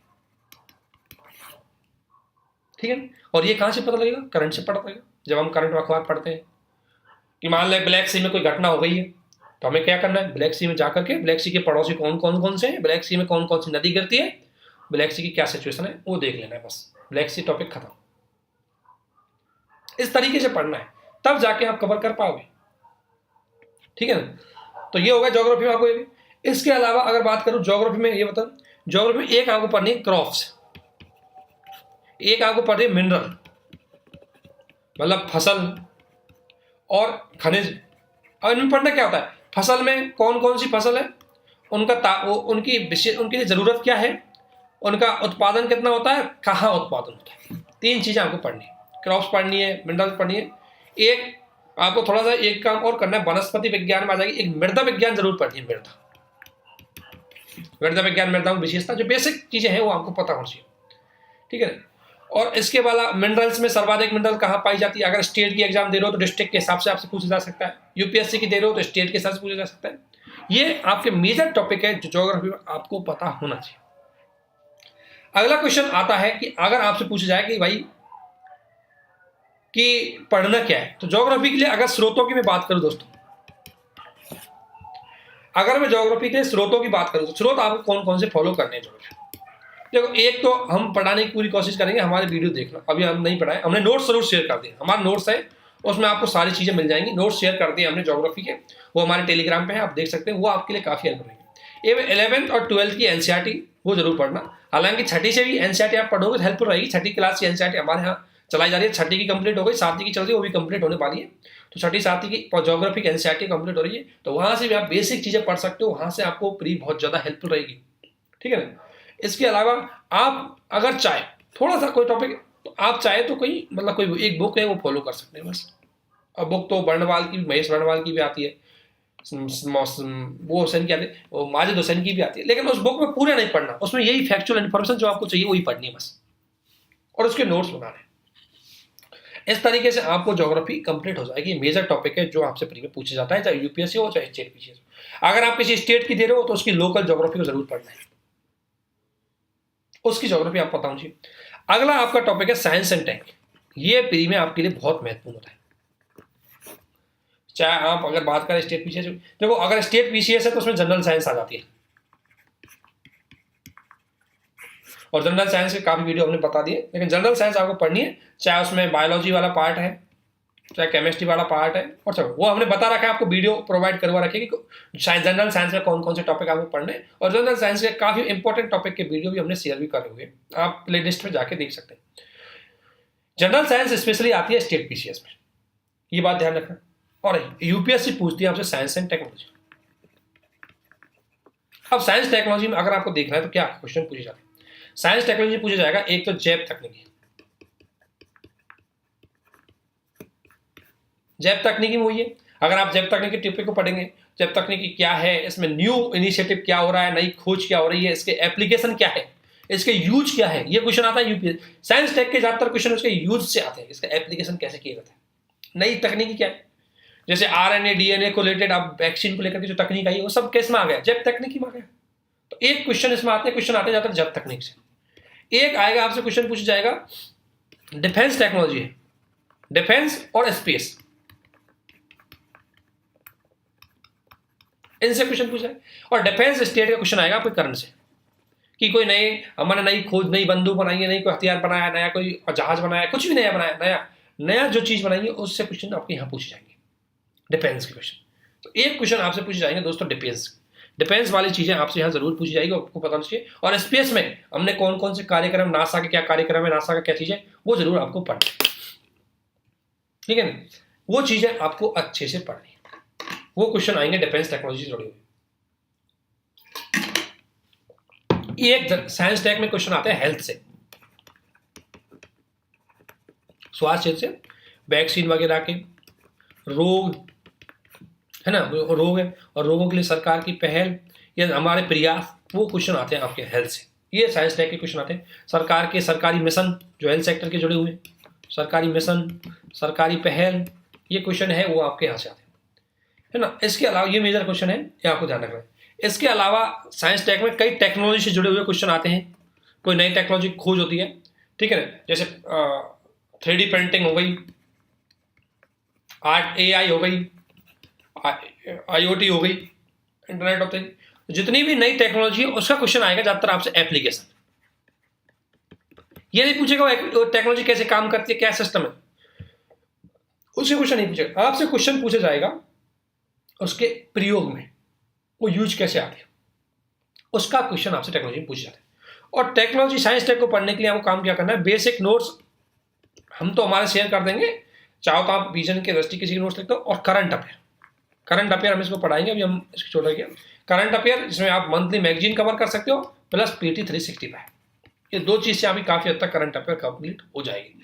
बाकी देखो ऐसे तो पढ़ने की चीज़ें बहुत ज़्यादा होती है, और मैं ये नहीं कह रहा कि आपको 100 में से भाई 90 या 100 की ही तैयारी करनी, 100 में से आप 80 की तैयारी करोगे 60% नंबर लेके आ जाओगे, प्री पास हो जाएगी, ठीक है। स्टेट में थोड़ा सा क्या है, जनरल स्टेट में थोड़ा सा कट ऑफ ज़्यादा आती है तो उनको थोड़ा सा कवर ज़्यादा करना होता है, लेकिन ये है कि हम जितना बता रहे हैं उससे आपका अगर अच्छे से यूज किया है तो काम चल जाएगा, पास हो जाओगे प्री, ठीक है ना। ये था आपका साइंस टेक दोस्तों। ये 5 मेजर सब्जेक्ट है जिनके नॉर्मली मैंने आपको बताया कि क्वेश्चन आते हैं, चाहे यूपीएससी हो, चाहे स्टेट पीसीएस हो, चाहे कहीं की हो, ठीक है ना। स्टेट पीसीएस में क्या होता है, कई बार विविध से क्वेश्चन बहुत ज़्यादा आ जाते हैं स्टेट पीसीएस में, जैसे सर्वप्रथम वाली घटनाएं कि सर्वप्रथम उनका उसका क्या था, उसका क्या था, ठीक है ना। तो एक सर्वप्रथम वाली घटना यहाँ पर आ जाती है। तो विविध वाली चीजें आप जानते हो, विविध के क्वेश्चन स्टेट पीसीएस में ज्यादा आते हैं, स्पोर्ट्स से जुड़े हुए क्वेश्चन स्टेट पीसीएस में ज्यादा आते हैं, यूपीएससी इस प्रकार क्वेश्चन हालांकि पूछती है, कम पूछती है, ठीक है ना। तो ये हो गए आपके जो पढ़ने हैं, किस पे फोकस करना है, क्या क्या चीजें। अब आती है आपकी रणनीति कि अगर आपको काम करना है तो क्या काम करना है प्री के लिए, कि भाई प्री के लिए हमें करें तो क्या करें। आप बताएंगे हम आपको क्या पढ़ना है, क्या छोड़ना है, क्या चीज चलनी। अभी तक मैंने आपको बताया कि भाई हमें किस चीज से फोकस करना है, क्या हमारे मेजर सब्जेक्ट होते हैं, किस तरीके से हमें चीजें आगे बढ़ानी होती है, तो ये चीज आपको ध्यान में रखनी है, ठीक है ना। अगला आता है आपकी रणनीति पर, अगर हम फोकस करें तो देखो रणनीति में सबसे पहला काम अगर रणनीति में बोले दोस्तों, सबसे पहला काम करना है प्री के लिए आपको शॉर्ट नोट्स बनाने हैं।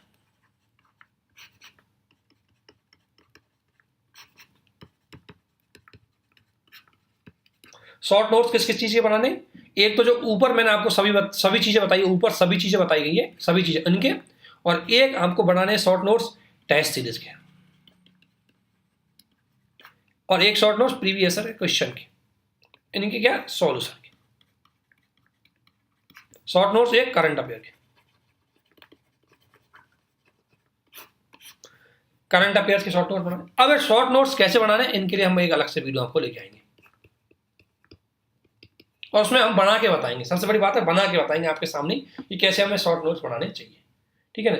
तो वो आपके साथ एक वीडियो लेके आएंगे, उसमें हम आपको बताएंगे कि किस तरीके से आपको शॉर्ट नोट्स बनाने हैं, ठीक है ना। एक तो पहला काम करना है आपको शॉर्ट नोट जरूर बनाना चाहिए प्री के लिए, तो कि उनको क्या आप रिवीजन जरूर कर सके। सेकंड आपको काम करना है दोस्तों आपको टेस्ट देना है, टेस्ट देना है। अब टेस्ट कैसे देना है? जिन लोगों का अगर मैं बात करूं, जो लोग अगर यूपीएससी और पीसीएस के एग्जाम देने वाले जून में या मई में, वो तो क्या कर सकते हैं, अभी वीकली एक टेस्ट दे सकते हैं। वीकली कम से कम एक टेस्ट देना है, वीकली एक टेस्ट देना है। और दोस्तों टेस्ट का कितना रोल है, टेस्ट कैसे सॉल्व करवाते हैं, कैसे काम करना चाहिए, ये हमने एक टेस्ट सॉल्व करवाया है, उसके वीडियो आपको प्लेलिस्ट में मिल जाएंगे, वो जाके देखो, आप समझ जाओगे टेस्ट सॉल्व कैसे करना है। देखो टेस्ट सीरीज देना ही नहीं, टेस्ट सीरीज को समझ के देना एक इंपॉर्टेंट पार्ट है। टेस्ट सीरीज में हमें मेथड भी यूज करने, इसमें क्या करना है आपको कि आपके मेथड, जिसे बोलते हैं हम देसी भाषा में तुक्का, वो भी देना सीख लेना कि किस तरीके से देना चाहिए। मैं इस लॉजिक को यूज कर रहा हूं तो मेरा गलत होता है, अगली बार मैं दूसरे लॉजिक को यूज करूं, ये सारा काम करना है टेस्ट सीरीज में। टेस्ट सीरीज में यूज करना है अपने मेथड को। टेस्ट सीरीज प्रैक्टिस के लिए दी जाती है, इंफॉर्मेशन के लिए जाती है। टेस्ट सीरीज से आप बहुत सारी चीजें आप पकड़ में लेते हैं, इसलिए टेस्ट सीरीज दो। टेस्ट सीरीज से कभी आपकी मार्किंग मत देखो, सर मैंने टेस्ट दिया मेरे नंबर कम आए, इसको नहीं देखना है। आपको देना है और सीखना है, देना है और सीखना है, इतना काम करना है दोस्तों। ये चीज आपको ध्यान में रखनी है जिन भी दोस्तों के साथ है। टेस्ट सीरीज आपको देनी है दोस्तों। अभी क्या करना है कि अगर आपको बात करें, दिसंबर तक आप दे सकते हैं वीकली टेस्ट सीरीज, जनवरी में आप वीक में 2 टेस्ट दे सकते हैं, फरवरी में आप वीक में 3 टेस्ट कर सकते हैं फरवरी में। तो फरवरी से लेकर के आप अप्रैल मई तक 3-3 टेस्ट भी दोगे एक वीक में, तो आपको बहुत सफिशियंट है एक टेस्ट। इसके अलावा प्रीवियस ईयर क्वेश्चन कम से कम डेली 10 क्वेश्चन तो सॉल्व करो, प्रीवियस ईयर के क्वेश्चन। इसके लिए चाहे आप घटना चक्र वाली चीजें हैं उसको फॉलो कर सकते हो, घटना चक्र हमारे द्वारा पढ़ाया जा रहा है, उसके क्वेश्चन जैसे हम घटना चक्र पढ़ा रहे हैं, हमारे वीडियो देखते टाइम ही आप कई चीजें उसमें रिवीजन कर लो, कई चीजें उसको सॉल्व कर लो, वो आपके लिए हेल्पफुल रहेगा। तो इस तरीके से सेकंड काम आपको ये काम करना है, ठीक है। पहला नोट्स पे टेस्ट। एक मेजर इंपॉर्टेंट पार्ट अगर मैं बात बोलूं, है ना, अब प्रीवियस ईयर क्वेश्चन जब भी आप सॉल्व करो तो हमेशा इनमें आपको थोड़ा बहुत अपने लॉजिक भी लगाने हैं, अपने चीजें समझना है, एलिमिनेशन करना है, कैसे करना है, ये सारी चीजों का एप्लीकेशन करना है इन टेस्टों में। इसलिए हमें ये चीज देनी है दोस्तों, एप्लीकेशन सबसे इंपॉर्टेंट, एप्लीकेशन करना है, कैसे करना है, क्या करना है, सीखना है। जो भी सीखना है सब, जब भी चीज सीखनी है और सारी टेस्टों में सीख लो, अपने लॉजिक लगाओ, अपने तुक्के लगाओ, अपना जो भी मेथड है सारा यूज करना है टेस्ट सीरीज में। आपको प्री के लिए ये काम करना है, ठीक है। प्रीवियस क्वेश्चन हो गए, ये हो गए। इसके अलावा अगर मैं बात करूं तो प्री में जीएस वाले पार्ट को मैं अब तक डिस्कशन करा था, तो जीएस पार्ट के अगर हम अब पूरे टॉपिक की पूरी रणनीति करें तो देखो रणनीति हमारी ये होगी कि पहले तो हमें मेजर टॉपिक है उनको सेलेक्ट करना है, उनके शॉर्ट नोट्स बनाने, शॉर्ट नोट्स से उनका रिवीजन करना है टाइम टू टाइम। अब शॉर्ट नोट्स में हमें करंट अफेयर है, उसको भी इन्हीं मेजर टॉपिक में जिस तरीके से मैंने क्लासीफाई किया है, जिस तरीके से मैंने एक्सप्लेन किया, उसी करंट अफेयर को उसी तरीके से पढ़ना है।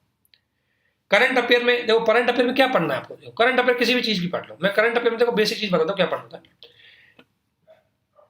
ठीक है। हालांकि करंट अफेयर है उसका मैं बताऊंगा थोड़ा सा आपको, करंट अफेयर में क्या पढ़ना है एक बताओगे। सबसे पहले करंट अफेयर में अगर आप पढ़ रहे कोई घोषणा पत्र आता है, करंट अफेयर कोई घोषणा पत्र आया है उसको पढ़ लो।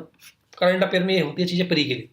करंट अफेयर में कोई रिपोर्ट या इंडेक्स आई है उसको पढ़ना है। करंट में कोई प्लेसेज है या मैपिंग है उसको पढ़ना, यह है करंट की थिंग। करंट की कोई इंसिडेंट जो आपके बेसिक से जुड़ी हुई है, तो इंसिडेंट को बेसिक से पढ़ो डिटेल से, तब जाके आपकी करंट कवर होगी, तब जाके उसका फायदा होगा। करंट में कोई न्यू टेक्नोलॉजी आई है, उसके एप्लीकेशन क्या है, ठीक है, वो आपको पढ़ना चाहिए। इसके अलावा जितने भी इंस्टीट्यूट है, जितने भी ऑर्गेनाइजेशन है जो करंट में हाईलाइटेड है, उनका सेटअप आपको पढ़ना है, ठीक है। इसके अलावा करंट में और चीज क्या होती है, करंट में आपको जो भी करंट का टॉपिक हाईलाइटेड है उसका स्टैटिक पार्ट है उसको जरूर पढ़ना है। इसके अलावा मैं बताऊं करंट में आपको एक करंट की टर्मिनोलॉजी, करंट की कई शब्दावली होती है वो आपको फोकस करनी है। करंट के कोई अवार्ड ये आपको फोकस करना है, मेजर बता रहा हूं मैं आपको, ऐसे होते सभी है ना। इसके अलावा अगर आप बात करें करंट की, तो करंट की बेसिक चीज है। इसके अलावा टर्मिनोलॉजी हो गई, करंट की जितनी भी टर्मिनोलॉजी, इकोनॉमी जुड़ी हो, चाहे ज्योग्राफी जुड़ी हो, चाहे पॉलिटिक्स जुड़ी हो, हर प्रकार की टर्मिनोलॉजी आपको अच्छे से पता होनी चाहिए। इसके अलावा सरकार की स्कीम, सरकार का कोई एक्ट, सरकार की कोई स्कीम होगी, सरकार एक्ट, कई सरकार कोई इनिशिएटिव और सरकार द्वारा जारी की गई रैंक, ये चीजें आपको करंट में ज्यादा पता होनी चाहिए। बेसिकली करंट में इन पे ज्यादा फोकस करो, ठीक है ना। वो चीजें आप पढ़ो, अपने आप सारी चीजें कवर। जब भी आप करंट पढ़ो तो इन चीजों को थोड़ा सा ध्यान रखो, कम से कम उस करंट में ये चीजें आनी ही चाहिए, तब जाके तो फायदा उस करंट को पढ़ने का, ठीक है ना। अब थोड़ा सा मैं बात करता हूँ स्टेट पीसीएस के पॉइंट ऑफ व्यू से बताता हूँ कुछ चीज़ें। ये तो होगा आपको करंट वाला पार्ट, ठीक है ना। अब थोड़ा स्टेट पीसीएस के मतलब एक चीज़ होगी करंट की। इसके अलावा अगर स्टेट पीसीएस की मैं बात करूँ, यूपीएससी होता है, स्टेट पीसीएस में करंट आपको थोड़ा सा अलग पढ़ना है दोस्तों, क्योंकि स्टेट में फैक्चुअल वन लाइनर करंट पे भी थोड़ा फोकस करना है। लेकिन वन लाइनर करंट को जब भी पढ़ो थोड़ा सा उसको कनेक्ट करके पढ़ो ताकि वो याद रहे, रटो मत डायरेक्ट लाइन टू लाइन। और इसमें स्टेट स्पेसिफिक आपको पढ़नी है, जिस भी एग्जाम दे रहे हो उसकी स्टेट स्पेसिफिक, उसमें उसका बजट पढ़ना है और उसकी इकोनॉमिक सर्वे, वहाँ की फैक्चुअल इन्फॉर्मेशन जरूर पढ़नी है, तब जाके क्वेश्चन वहाँ आते हैं, ठीक है। अगर इसके अलावा आप फोटो घटना चक्र फॉलो कर सकते हैं इसमें, किसमें, या दृष्टि की मैगजीन भी आती है स्टेट पीसीएस बाई, वो भी फॉलो कर सकते हैं। अगर बात करूं मैं ई दृष्टि नाम की वो आती है करंट अफेयर, उसको फॉलो कर सकते हैं, स्टेट पीसीएस से करंट पोस्ट। इसके अलावा एडिटोरिया नाम की एक इंस्टीट्यूट है, वो भी करंट अफेयर निकालती है, उसको फॉलो कर सकते हैं। करंट अफेयर के लिए आपको हेल्पफुल रहेगी। और करंट अफेयर में थोड़ा स्पोर्ट्स देखना है आपको, थोड़ा सर्वप्रथम कोई घटना हुई है, कोई नियुक्ति हुई है, ये पूछी जाती है स्टेट पीसीएस में, वो आपको पता होना चाहिए। स्टेट पीसीएस का ये बहुत है। इसके बाद दोस्तों अभी तक हम बात कर रहे थे जीएस की, लेकिन प्री जीएस से ही नहीं चलती। प्री के लिए आपको देखो करंट की शब्दावली, किसी ने क्वेश्चन पूछा सर करंट की शब्दावली का मतलब क्या है। करंट की शब्दावली का मतलब है कि जैसे मान लें करंट में कई बार पूछा जाता है कि करंट में कोई किसी जैसे साइंस टैग की कोई घटना हो गई और साइंस टैग का कोई क्वेश्चन आप पूछा है कि हाईलाइटेड करंट में हाल फिलहाल ये शब्द ज्यादा हाईलाइटेड रहा है, इसका मतलब क्या। या आपने सरकार कोई खोज करी है तो पूछ जाता है कि ये जगह बहुत हाईलाइट, ये शब्दावली बहुत हाईलाइटेड रही है, ये किसी जगह से संबंधित है, ये किसी प्रोजेक्ट से संबंधित है, ये किससे संबंधित है, इतना ही आपको पता होना चाहिए। तो कोई भी शब्द, कोई भी चीज है, कोई घटना है, वो करंट की है, वो उसकी शब्दावली का रूप ले सकते हैं, ठीक है ना। और वो मैं अब आपको बताऊंगा कैसे करना है। तो ये काम करना। अब मेजर इंपॉर्टेंट पार्ट है आपका सी सेट। देखो सी सेट के बिना आपका कोई भी फायदा नहीं है। और सबसे पहला काम ये करना है कि सी सेट के बारे में इतना जानना है कि सी सेट को इग्नोर नहीं करना, ये चीज तो सीख लो।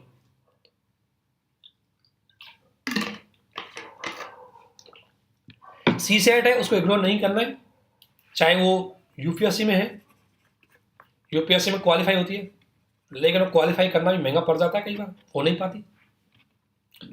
स्टेट पीसीएस में बात करूं मैं तो बीपीएससी में आपके 10 क्वेश्चन आते हैं, 10 से 12 क्वेश्चन वो आपकी मेरिट में शामिल होते हैं प्री की में, ठीक है ना। अगर मैं बात करूं एमपीपीसीएस में आपकी क्वालिफाई तो होती है, लेकिन फॉरेस्ट वाली जो एग्जाम होती है उसमें आपकी मेरिट में जुड़ते हैं स्टेट पीसीएस में, इसलिए बहुत ज़्यादा इंपॉर्टेंट होती है। बाकी उत्तराखंड पीसीएस में ये क्वालिफाई होता है। राजस्थान पीसीएस होती है, उसमें 10 से 15 क्वेश्चन इसके आते हैं, 20 क्वेश्चन वो आपकी मेरिट में जुड़ते हैं जो प्री में पास करवाते हैं। तो सी सेट प्री के लिए मेजर इंपॉर्टेंट पार्ट है, चाहे वो क्वालिफाइंग हो चाहे किसी अदर सब्जेक्ट के साथ जुड़ करके उसका नंबर हो, लेकिन सी सेट है मेजर इंपॉर्टेंट पार्ट, ये चीज आपको देखनी है। अब सबसे बड़ी बात यह है कि सी सेट को पढ़ना कैसे। तो सी सेट में ध्यान रखना 3 चीजें होती है, आपको पता है सी सेट में मैथ, रीजनिंग, ठीक है ना, मैथ रीजनिंग, और एक हो गया आपका कंप्रिहेंशन। कंप्रिहेंसिव यानी कि गद्यांश वाला पार्ट, ये आते हैं आपके सी सेट।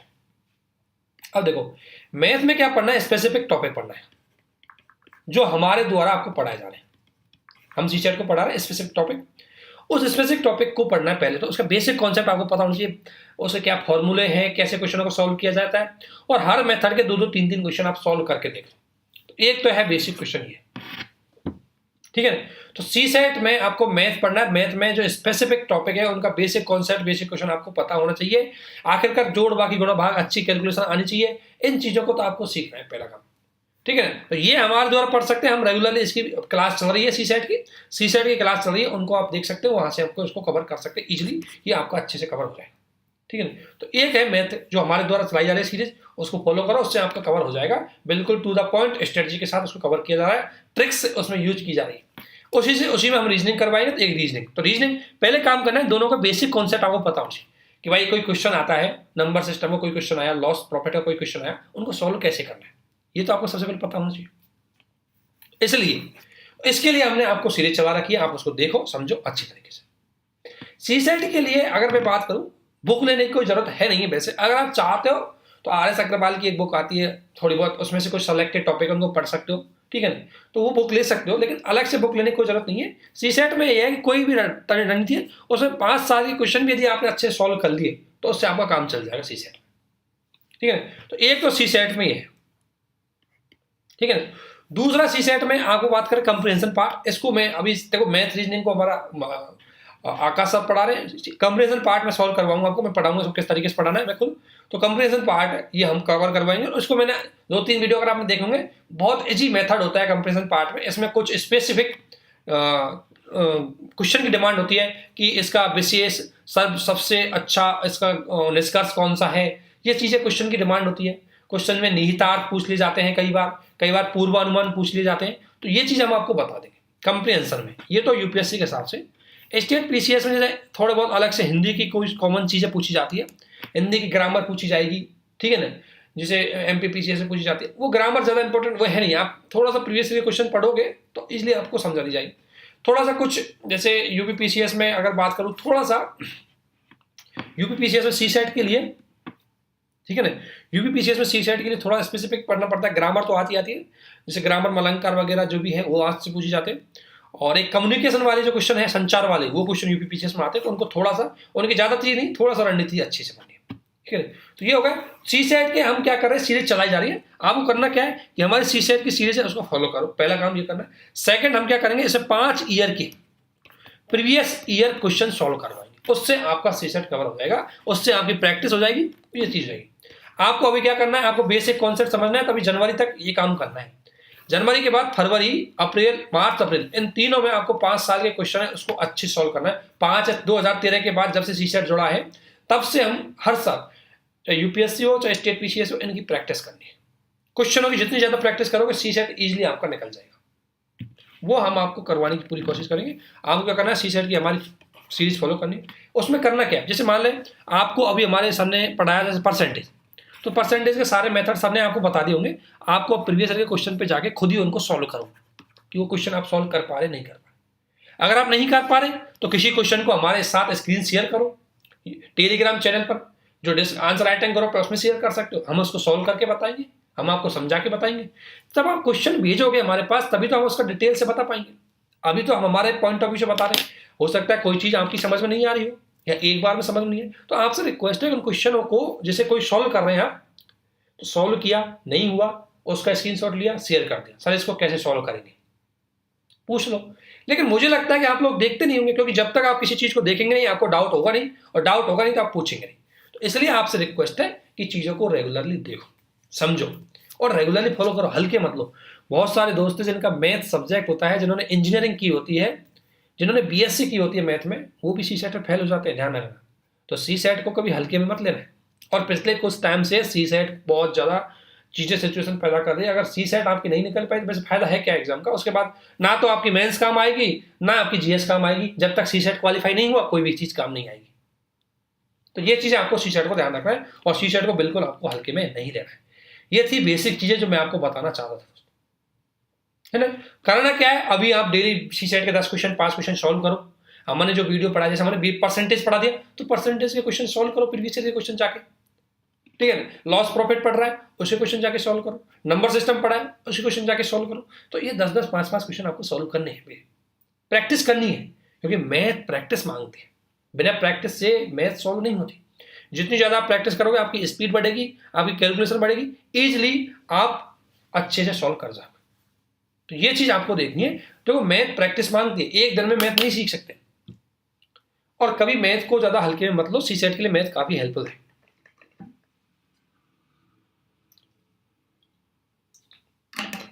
देखो क्वेश्चन सीसेट के प्रीवियस ईयर क्वेश्चन पढ़ लो, ठीक है ना, वो आपके लिए सफिशिएंट है। जो सीसेट जब से चली है तब से, तो सीसेट के देखो आपको चाहिए, देखो किताब बुक नहीं पढ़ना, डायरेक्ट क्या करना है, हमारे वीडियो देखना है और उस टॉपिक जो पढ़ा है उसके जाके प्रीवियस ईयर के क्वेश्चन है सॉल्व करो। बस सॉल्व करते जाओ, प्रैक्टिस करो। 10 क्वेश्चन कर लिया, किसी दिन 5 क्वेश्चन कर लिया, किसी दिन 3 क्वेश्चन कर लिया, जितना मन है उतने क्वेश्चन आप सॉल्व करो, लेकिन करो रेगुलरली, ठीक है ना। तो ये थी दोस्तों मेरी ओर से प्री के पॉइंट ऑफ व्यू से आपकी तैयारी की रणनीति। अब आप में से जिसको जो डाउट है वो पूछे, हम एक एक डाउट क्लियर करेंगे। बहुत सारे हमारे दोस्तों ने ये पूछा, लेकिन फिर मैं कहूंगा प्री को किसी भी प्रकार से हल्के ना लगे। लेकिन अगर आपने मेंस अच्छे से नहीं पढ़ा तो प्री को पास करना बहुत कॉम्प्लिकेट हो जाता है। बहुत सारे दोस्त मैंने ऐसे देखे, बहुत सारे लोग जिनको मैं जानता हूँ, वो प्री पे फोकस रहे, प्री को रटते जाएंगे, line by line, state PCS में लाइन बाई लाइन रटते जाएंगे, सारी मैगजीन, सारी घटना चक्र सब रट रखी है उनको, फिर भी उनको क्वेश्चन एग्जाम में जाके नहीं हो पाते, बिकॉज क्योंकि आपने लाइन से पढ़ा है, यानी कि रटा है, आप उस चीज को दूसरी जगह से ऐड नहीं कर पाए, ठीक है, उस चीज को दूसरे से समझ नहीं पाए, ठीक है। तो वो चीजें आपको करनी है, तब जाके आप अच्छे कर पाओगे। तो ये चीजें, इसलिए मैं बोलता हूँ बहुत सारी चीजें कनेक्ट करो, क्योंकि जब आप मेंस की पढ़ते हो ना तो बहुत सारी इंफॉर्मेशन आपके माइंड में रहती है, और जैसे ही वो प्री के ऑब्जेक्शन ऑब्जेक्टिव में दिखती है, वो आराम से हम दे सकते हैं, ठीक है ना। तब जाके आप करोगे, तो पहले से अच्छे से करो दोस्तों, तभी आप ये कर पाओगे, ठीक है ना। अब हमारे बहुत सारे दोस्तों ने क्वेश्चन पूछे, उनके क्वेश्चनों के डाउट हम क्लियर करते हैं, और किसी को भी कोई डाउट होगा उनका भी हम डाउट क्लियर करेंगे, ठीक है ना। तो अभी किसी एक का क्वेश्चन सर सीसेट के लिए बस सर की सीरीज काफी है या प्रीवियस ईयर के क्वेश्चन? अरे मैं तो बहुत आगे निकल गया, किसी को ऊपर ही रह गया अभी तो, 1 मिनट है ऊपर है। सर सीसेट की तैयारी करें हिंदी मीडियम में सेल्फ स्टडी। देखो सीसेट की तैयारी आप सेल्फ स्टडीज कर सकते हैं, हमारे जो सर के द्वारा आपको क्वेश्चन सॉल्व करवाए जा रहे हैं, उन क्वेश्चनों को क्या करना है, देखो करना क्या, आप देखो यूज कैसे करते हैं पता नहीं, तो मुझे पता नहीं, लेकिन करना क्या है, जैसे मैं बताता हूँ कैसे देखना है। आपने वीडियो देखा,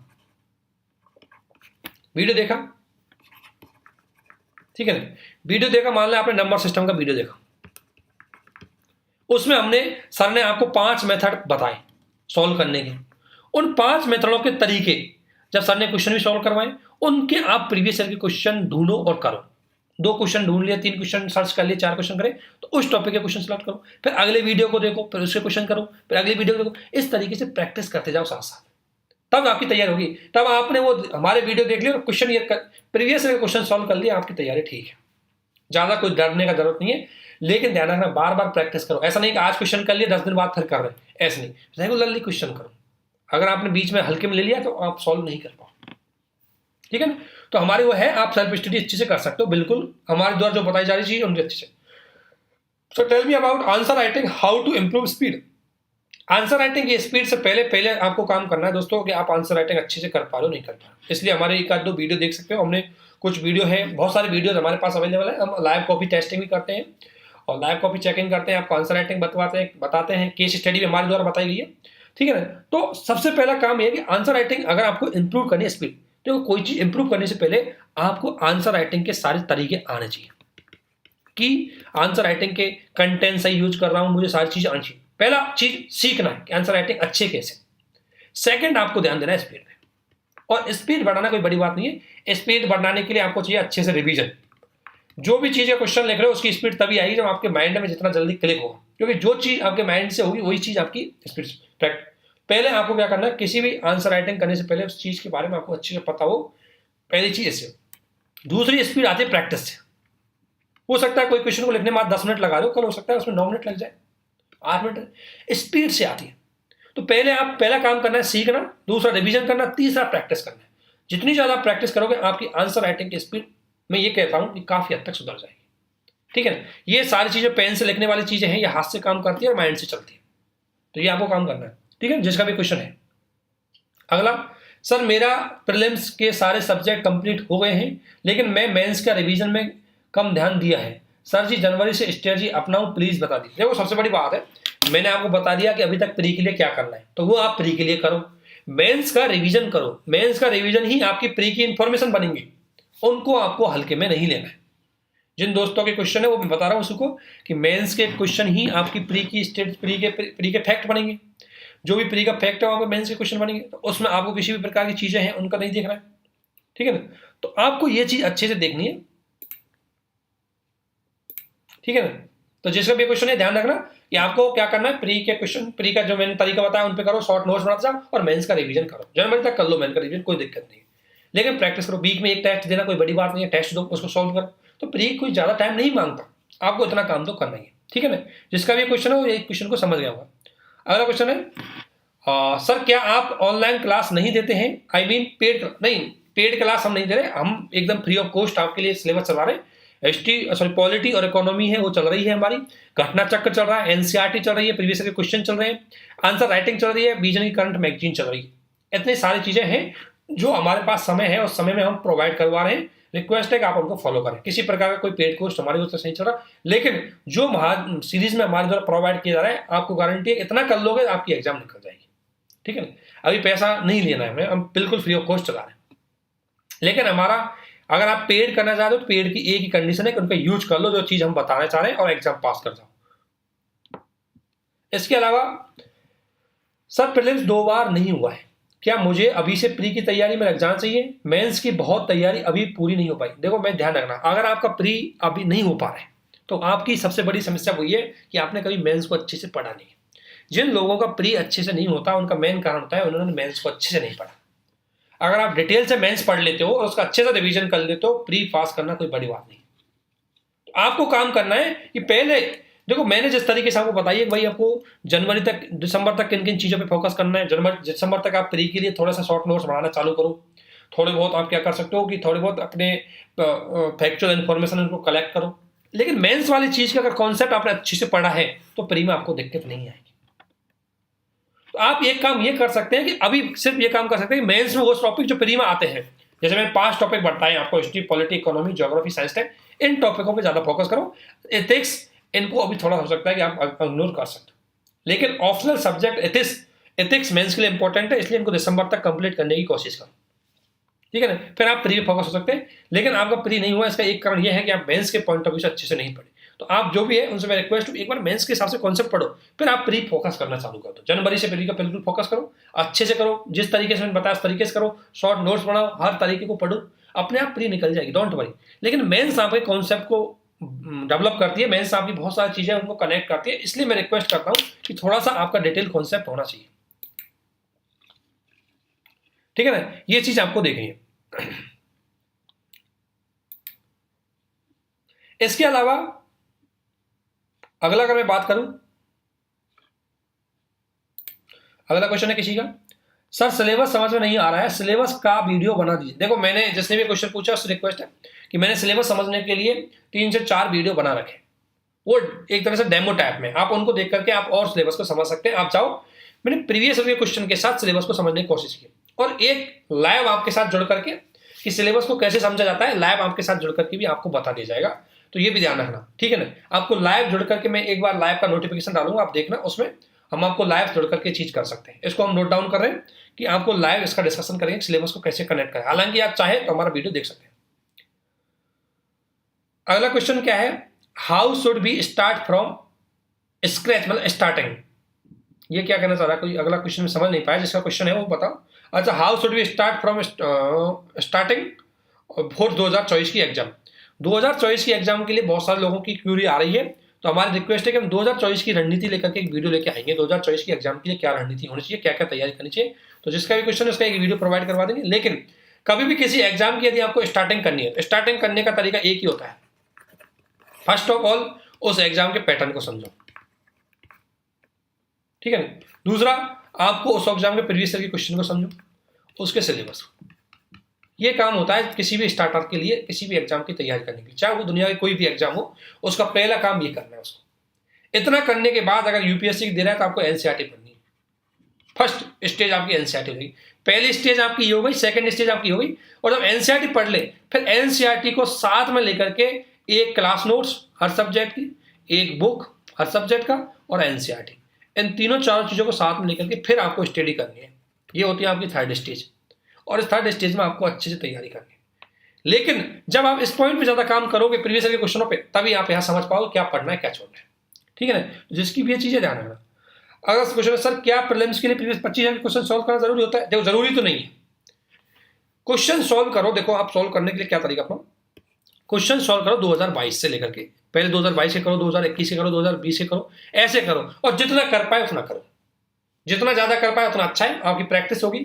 बहुत सारी चीज़ें, दिन में 10-10 क्वेश्चन सॉल्व किए तो 10 दिन में आपने 2021 का खत्म कर दिया, फिर 10 दिन में आपने 2020 का, 2019 का, 10 दिन करके खत्म करो। आप इजीली 10 साल के क्वेश्चन कवर कर दोगे।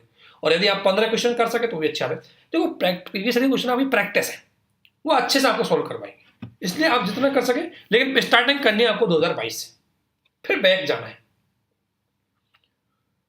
अगला क्वेश्चन है सर सिलेबस का भी समझना प्लीज। मैं देखो जिसका भी क्वेश्चन है, मैं सिलेबस को समझाने का तरीका मैंने बता दिया, और ये आपको पहले भी क्वेश्चन था, और हमने इसके कुछ वीडियो प्रोवाइड है करवाए गए, उनको आप देखो जाकर के। प्रीवियस ईयर के क्वेश्चन के साथ हमने सिलेबस को समझने की आपको कोशिश की गई है, ठीक है। और उसमें हमने हिस्ट्री का सिलेबस समझा गया, साइंस आर्ट एंड कल्चर है उसको सिलेबस को भी अच्छी समझाने की आपको कोशिश की है।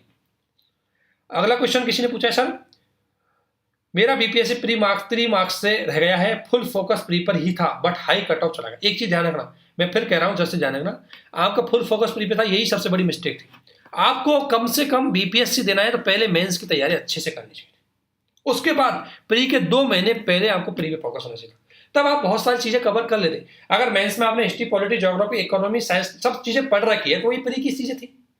आपने बिहार का हिस्ट्री पढ़ रखी है, बिहार की ज्योग्राफी पढ़ रखी है मेंस के पॉइंट ऑफ व्यू से, तो आपकी बिहार का सारा स्टैटिक पार्ट तो आ ही जाएगा। उसके बाद आपको करंट के पॉइंट ऑफ व्यू से, टेस्ट देने के पॉइंट ऑफ व्यू से आप फिर बीपीएससी के नॉर्मल चीजें पढ़ सकते हैं।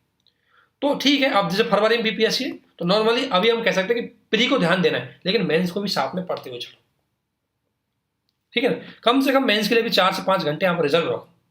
वो सारी चीजें मेंस में जब आप कॉन्सेप्ट पढ़ोगे ना, वो सारी चीजें प्री में आती है। मेंस में जब आंसर राइटिंग करते हैं ना, बहुत सारे इंफॉर्मेशन आपके माइंड में आती है, उससे आप सवाल कर पाते हैं।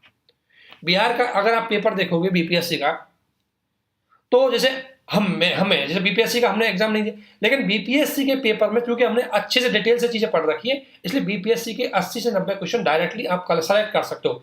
आप देखो, अगर आपने मेंस पढ़ा है तो आप लॉजिक लगा सकते हो, मेंस पढ़ा है तो आप सब्जेक्ट सवालों को कनेक्ट कर सकते हो, मेंस पढ़ा है तो एलिमिनेट करके भी आप आंसर लगा सकते हो। इसलिए मेंस का पढ़ना बहुत जरूरी है। और हाँ, एग्जाम से 2 महीने पहले मैं कहूंगा प्री पे फोकस होना भी जरूरी है, 2-2.5 महीने पहले, ठीक है ना। ये चीज ध्यान रखना। सर मेंस के पॉइंट ऑफ व्यू से इकोनॉमी कैसे तैयार करें और नोट्स कैसे बनाएं। देखो, मेंस के पॉइंट ऑफ व्यू से इकोनॉमी तैयार करने का तरीका यह है कि मेंस के पॉइंट ऑफ व्यू से इकोनॉमी कुछ बेसिक टॉपिक ज्यादा फेमस होते हैं, वो आपको पढ़ना है। जैसे आपको एग्रीकल्चर वाला पार्ट है, इंडस्ट्री वाला औद्योगिक पार्ट है, कुछ कॉन्सेप्ट जुड़े हुए पार्ट है, और कुछ करंट। ये मेंस के टॉपिक होते हैं इकोनॉमी के, ठीक है। हम इकोनॉमी के हमारे द्वारा सीरीज चला रही है, उसमें वीडियो पढ़ा रहे हैं, तो उसमें इकोनॉमी हम एग्रीकल्चर पे ही चल रहे हैं अभी। तो वहां आपको पता है कि देखो इकोनॉमी पढ़ने के लिए क्या है, इकोनॉमी में आपको ध्यान रखना, कोई भी टॉपिक पढ़ना है, एक तो टॉपिक क्या है, उस टॉपिक के फैक्ट जरूर पढ़ने। फैक्ट में उसकी स्थिति क्या है, सरकारी योजना क्या है, सरकारी प्रयास क्या है, सजेशन क्या है, इंप्रूवमेंट क्या है, तब जाके आपको ये कर पाओगे। तो ये हमारी सीरीज चल रही है, उसमें आप देख सकते हो, वहां से आपको बहुत सारी चीजें कवर हो जाएगी। अगला क्वेश्चन, सर बीपीएससी प्री में हिस्ट्री से ज्यादा, बिल्कुल बीपीएससी में हिस्ट्री से ज्यादा आता है। अब हिस्ट्री कैसे करो, जो चीज मैंने आपको बताई, अगर मेंस के पॉइंट ऑफ व्यू से आप पढ़ा है कि आपने मिडाइवल हिस्ट्री, एंसाइंट हिस्ट्री, प्राचीन आधुनिक हिस्ट्री की बात, ये सारी हिस्ट्री अगर आपने ऑप्शनल हिसाब से पढ़ा है या मेंस के हिसाब से पढ़ा है तो सारे फैक्ट आ जाएंगे। फिर आपका ना तो कभी ये छूट पाएगा कि इस समय गवर्नर कौन था, इस गवर्नर 1857 का विद्रोह किसने किया, विद्रोह का लीडर कुंवर सिंह ने कहां पर किया। ऐसे क्वेश्चन अपने आप आपके उस मेंस के पॉइंट ऑफ व्यू से पढ़ोगे तो आ जाओगे। उसके बाद थोड़ा प्री के पॉइंट ऑफ व्यू से फोकस होना है, ठीक है। अगला क्वेश्चन है, हाँ ये बात सही है कि प्री में डीपीएससी फंडामेंटल राइट के क्वेश्चन बहुत ज्यादा आते हैं, ये बात बिल्कुल सही है, चाहे आप यूपीएससी की बात करो चाहे स्टेट पीसीएस की बात करो। एनवायरमेंटल के लिए अगर बात करें तो दृष्टि एनसीईआरटी, दृष्टि लेक्चर और करंट उससे हो जाएगा, बिल्कुल सही बात है। एनवायरमेंटल में आप चाहे एनसीईआरटी कुछ बुक है वो पढ़ सकते हो, इसके अलावा आप क्लास नोट्स ले सकते हो विजन के, इसके अलावा आप क्या कर सकते हो, करंट अफेयर, इससे आपका एनवायरमेंटल कवर हो जाएगा।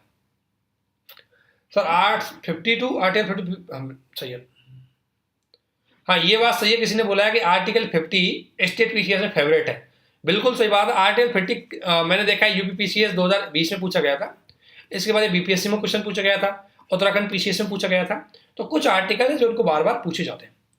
अगला क्वेश्चन है, सर घटना चक्र वाली सीरीज में संवैधानिक विकास, संवैधानिक स्रोत और शेड्यूल को मैं कंप्लीट कर लूँ और आपकी पॉलिटी लेक्चर को भी काफी, देखो बिल्कुल अगर आपने इतना कर लिया तो मुझे नहीं लगता कि इन टॉपिकों से आपका क्वेश्चन छूट जाएगा। अगर इतना करने के बावजूद भी यदि आपका क्वेश्चन सही से नहीं हो रहा तो इसका मतलब यह है कि आपने इन चीजों को अच्छे से कवर नहीं किया, ठीक है ना। अगला क्वेश्चन, सर किस किस सब्जेक्ट में, ये मैंने आपको भेज दूंगा। अगला, सर करंट अफेयर के लिए कैसे कवर करें। करंट अफेयर को अगर आपने कवर करना है तो देखो 2 तरीके से करो ज्यादा। एक तो आपको देखो पता होना चाहिए करंट अफेयर में मुझे पढ़ना क्या, तो वो हम आपने, आप चाहो तो देखो डेली करंट अफेयर लेवल पे फॉलो कर सकते हो, लेकिन डेली क्या है बहुत ज्यादा बढ़ जाती है, तो डेली करंट अफेयर के आप शॉर्ट नोट्स बना सकते हो, फिर एक मंथली मैगजीन प्लस पीटी 365, इतना कर लो आप काफी हद तक कवर कर लोगे, इतना हो जाएगा तो काफी हद तक आपका काम चल जाएगा, ठीक है। डेली भी नहीं हो रहा तो मंथली जरूर करो, और पीटी 365 जरूर करो, इतना जरूर करो। अगर डेली आप मान लो कोई न्यूज़पेपर पढ़ रहे हो और कोई इंपॉर्टेंट खबर आई है उसको नोट डाउन कर दो, ज़्यादा कोई दिक्कत नहीं। तो डेली अगर आप न्यूज़पेपर पढ़ाएं, आपने आपको आदत है तो उसको आपको जरूर नोट डाउन कर देना। सबसे बड़ी गलती लोगों से क्या होती है, सबसे बड़ी गलती है पढ़ते तो बहुत है, नोट डाउन किसी को नहीं करते। दोस्तों जब तक आप उस चीज़ को पढ़ रहे हो और उसके नोट्स नहीं बना रहे, पढ़ते जा रहे हो उसके नोट्स नहीं बना रहे, तो कोई फायदा नहीं है उसका। वो रिवीजन नहीं कर रहे तो कोई फायदा नहीं है। तो ये चीज़ आपको करनी है, जिनके भी क्वेश्चन और डाउट है। अगला, सर सीसेट के लिए कोई बुक की जरूरत नहीं है, हमारी जो सीरीज चल रही है उसको फॉलो कर लो, उससे आपको कवर हो जाएगा। सर सीसेट की बहुत हेल्पफुल है, हाँ बिल्कुल फॉलो करो। सर सीसेट के लिए दृष्टि के देखो, सीसेट के लिए आप 5 से 6 साल के क्वेश्चन है वो फॉलो कर सकते हो, उसको इजीली आप सॉल्व कर सकते हो। अगला क्वेश्चन है, दिशा पब्लिकेशन प्रीवियस ईयर के लिए अच्छे हैं क्या?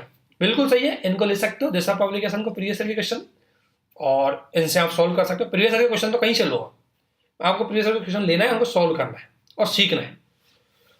बट सर जब से आपके चैनल पे जुड़ा हूँ, अच्छा किसी ने बोला है कि सर मैं भी इसी तरीके से फॉलो करती थी। हाँ बिल्कुल सही बात है, हमारे चैनल पे जुड़ोगे तो डेफिनेटली आपका इंप्रूवमेंट होगा, बट डिपेंड करेगा आप फॉलो किस तरीके से कर रहे हो। ठीक है। अगला है, सर इकोनॉमी समझ में नहीं आता, कुछ बताइए। इकोनॉमी अगर आपको समझना है तो बेसिक से हम इकोनॉमी के वीडियो कवर करवा रहे हैं, हमारा पहला वीडियो से देखो आप, और वीडियो देख करके जो चीज़ हम बता रहे हैं, जो चीज़ समझा रहे हैं उसको समझने की कोशिश करो। और उसके बावजूद भी यदि आपका कोई टॉपिक कवर नहीं होता या कोई डाउट होता है, उस चीज़ का हमें स्क्रीनशॉट लो, हमारे साथ शेयर कर दो, हम आपको उसको बताएंगे। ठीक है।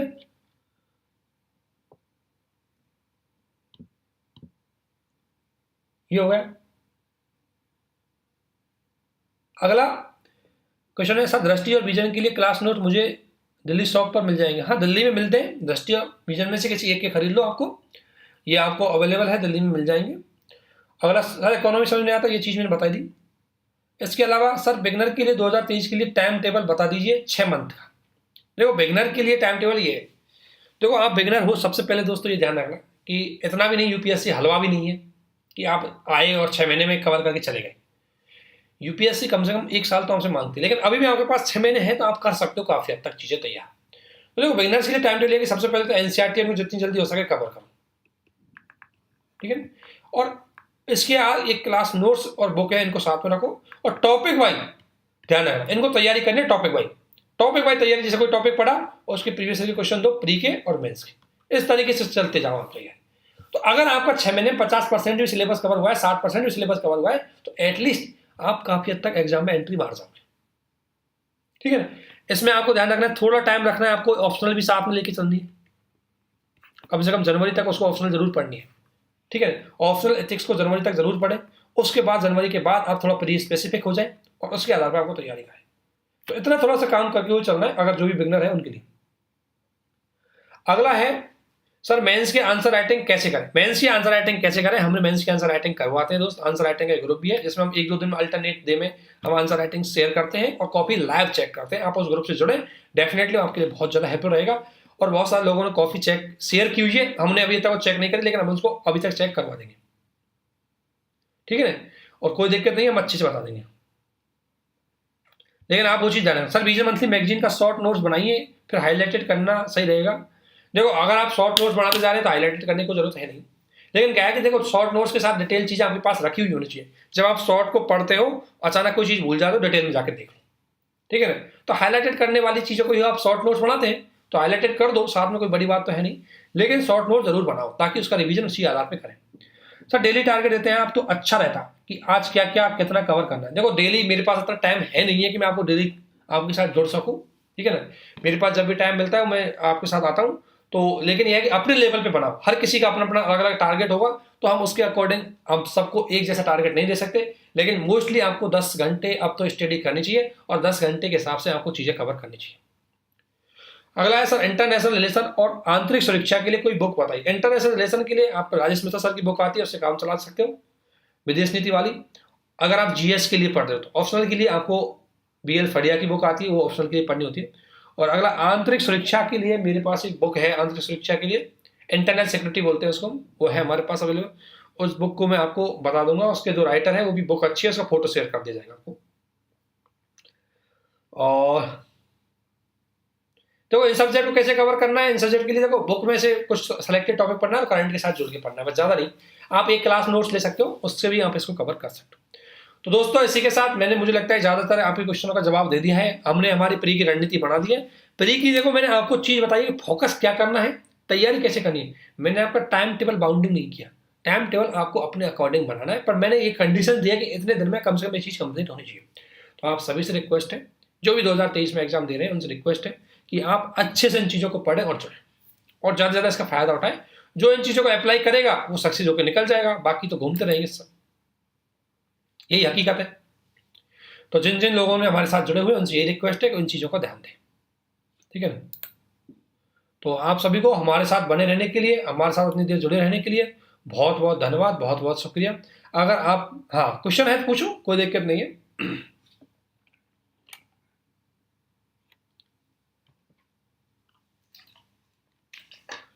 अगर किसी का क्वेश्चन है तो पूछ सकते हो, कोई दिक्कत नहीं है। लेकिन दोस्तों आपसे रिक्वेस्ट है कि जो भी चीज़ें हमारे चैनल पे आप देखो, टेलीग्राम पे आप जुड़ो, सब चीज़ों से जुड़ो। जो चीज़ें सर इंपॉर्टेंट टॉपिक की लिस्ट बता दीजिए प्लीज। 2023 देखो मैंने कुछ टॉपिक की लिस्ट तो आपको बताई दी थी बोल बोल के, ठीक है ना, कि क्या क्या इंपॉर्टेंट लिस्ट है और इंपॉर्टेंट है टॉपिक की। बिल्कुल एकदम लिस्ट बनाने के लिए थोड़ा टाइम लगेगा, तो टाइम के बाद हम अपडेट कर देंगे, शेयर कर देंगे। लेकिन मैंने आपको, अगर आपने पूरा शुरू से देखा है, अगर आप शुरू से जुड़े हो, तो आपको मैंने हर सब्जेक्ट में बता दिया कहाँ कहाँ फोकस करना है, वही है इंपॉर्टेंट टॉपिक।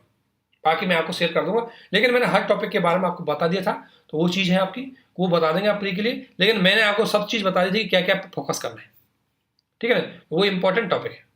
तो दोस्तों आपसे रिक्वेस्ट है कि आप इन चीज़ों को देखें, एक एक चीज़ें समझें, जानें। और इसके अलावा अगर हम बात करें तो इसके अलावा देखो हमारे द्वारा जो एनसीईआरटी चलाई जा रही है उनको देखो, वहीं से सीख लो, वीडियो देख लो उनके, एनसीईआरटी देख लो। आपको घटना चक्र है, प्रीवियस ईयर के प्री के पॉइंट ऑफ व्यू से घटना चक्र आपके लिए मेजर इंपॉर्टेंट है। प्रीवियस ईयर के क्वेश्चन उसमें सारे आ रहे हैं, सारे स्टेट पीसीएस के आ रहे हैं, हर चीज़ के आ रहे हैं, ठीक है। और इसके अलावा आप हमारे द्वारा जैसे अब हिस्ट्री, इकोनॉमी और पॉलिटी चलाई जा रही है, उसमें कंप्लीट हो जाएगी लेवल आपको प्री मेंस के पॉइंट ऑफ व्यू से। इसके बाद हम हिस्ट्री और ज्योग्राफी चलाएंगे, और मंथली मैगजीन चल रही है तो उसको कवर करो। जितना विश्वास रखो, अपनी प्री से पहले सारी चीज़ें हम कवर करने की कोशिश करेंगे, जितना हो सके कवर करने की कोशिश करेंगे। सी सेट आपके लिए चलाई जा रही है, उसको अच्छे से करो। डेली आंसर राइटिंग है वो हो रहा है, उसको देखो। पॉलिटी प्रीवियस ईयर मेंस पर वीडियो बनाए, देखो पॉलिटी प्रीवियस ईयर मेंस में अगर मैं बता रहा हूँ समझ में नहीं आता तो एक चीज़ ध्यान रखना, मैंने कुछ वीडियो तो अवेलेबल है, आप देखो जाके। प्रीवियस ईयर क्वेश्चन के साथ मेंस के मैंने कुछ वीडियो है वो अवेलेबल किए। और एक चीज़ आप, कि हम डेली आंसर राइटिंग में पॉलिटी के क्वेश्चन भी करवाते हैं, तो आप एक दो वीडियो उनके भी देखो, है ना, वो समझो। उसके अलावा जैसे अब एक क्वेश्चन हमने आईआर का डाला है, डे 10 का क्वेश्चन डाला है आईआर का, वो क्वेश्चन यूपीएससी ने पूछा है, उसी क्वेश्चन को हमने इसमें आपके साथ शेयर किया है, उसी की आंसर राइटिंग करेंगे तो हम चेक करेंगे। एक हम डेली, हमारा काम है कि जो आप लोगों से रिक्वेस्ट है कि आप एक काम करो, वीकली विजन की टेस्ट दो या खरीद के दो, और हम उनको सॉल्व करवाएंगे। टेस्ट फर्स्ट सॉल्व करवा रहे हैं, टेस्ट सेकंड को भी हम जल्दी ही सॉल्व करवाएंगे। तो आपसे रिक्वेस्ट है कि आप टेस्ट खरीदो उनको, या मार्केट से या कहीं से भी आपके पास अवेलेबल हो जाए, उसके बाद उसको खुद अपने लेवल पर दो, टेस्ट देना, उसके बाद उसको चेक करना, सॉल्यूशन कैसे करना है वो हम आपको बता देंगे, ठीक है। तो पॉलिटिक क्वेश्चन हमने शेयर किए, उनको आप देख सकते हैं। बाकी हम आपके साथ और क्वेश्चन लाएंगे तो उसमें हम आपको अच्छे से कवर करेंगे, ठीक है। तो इसी के साथ इसको कंप्लीट करते हैं। काफ़ी देर आपके साथ जुड़े हुए रह गई और बहुत सारे लोग हमारे साथ जुड़े रहे, और अच्छा बात है कि जितने लोग जुड़े, जिनके जो क्वेश्चन है वो अलग हो जाए। लेकिन मेरा आपसे रिक्वेस्ट है कि इन चीज़ों को रेगुलरली आप फॉलो करें, अनुसरण करें। जो भी चीज़ आपको बताई जा रही है उसको अच्छे से करो, तब जाके आप बहुत कुछ अच्छे से कवर कर पाओगे, है ना, और आपको डेफिनेटली अच्छा रिजल्ट मिलेगा। बट यही है कि आप अच्छे से कवर करो, ठीक है ना। तो इसी के साथ इसको हम यही समाप्त करते हैं। अगर अभी भी किसी का कोई क्वेश्चन बच रहा है तो पूछ सकते हैं, ठीक है ना। और आपको हमारे साथ इतने देर तक बने रहने के लिए बहुत बहुत धन्यवाद, बहुत बहुत शुक्रिया और थैंक यू। मिलते हैं दोबारा कोई, अब मेरा अगला वीडियो लेके आएंगे हम कि शॉर्ट नोट्स कैसे बनाए पढ़ी के लिए, तो वो वीडियो हम लेके आएंगे, अच्छे से बनाएंगे आपके साथ, लाइव वीडियो नोट्स बना के बताएंगे, उसमें आप अच्छे से कवर करना। आप सभी को हमारे साथ बने रहने के लिए बहुत बहुत धन्यवाद, शुक्रिया, थैंक यू।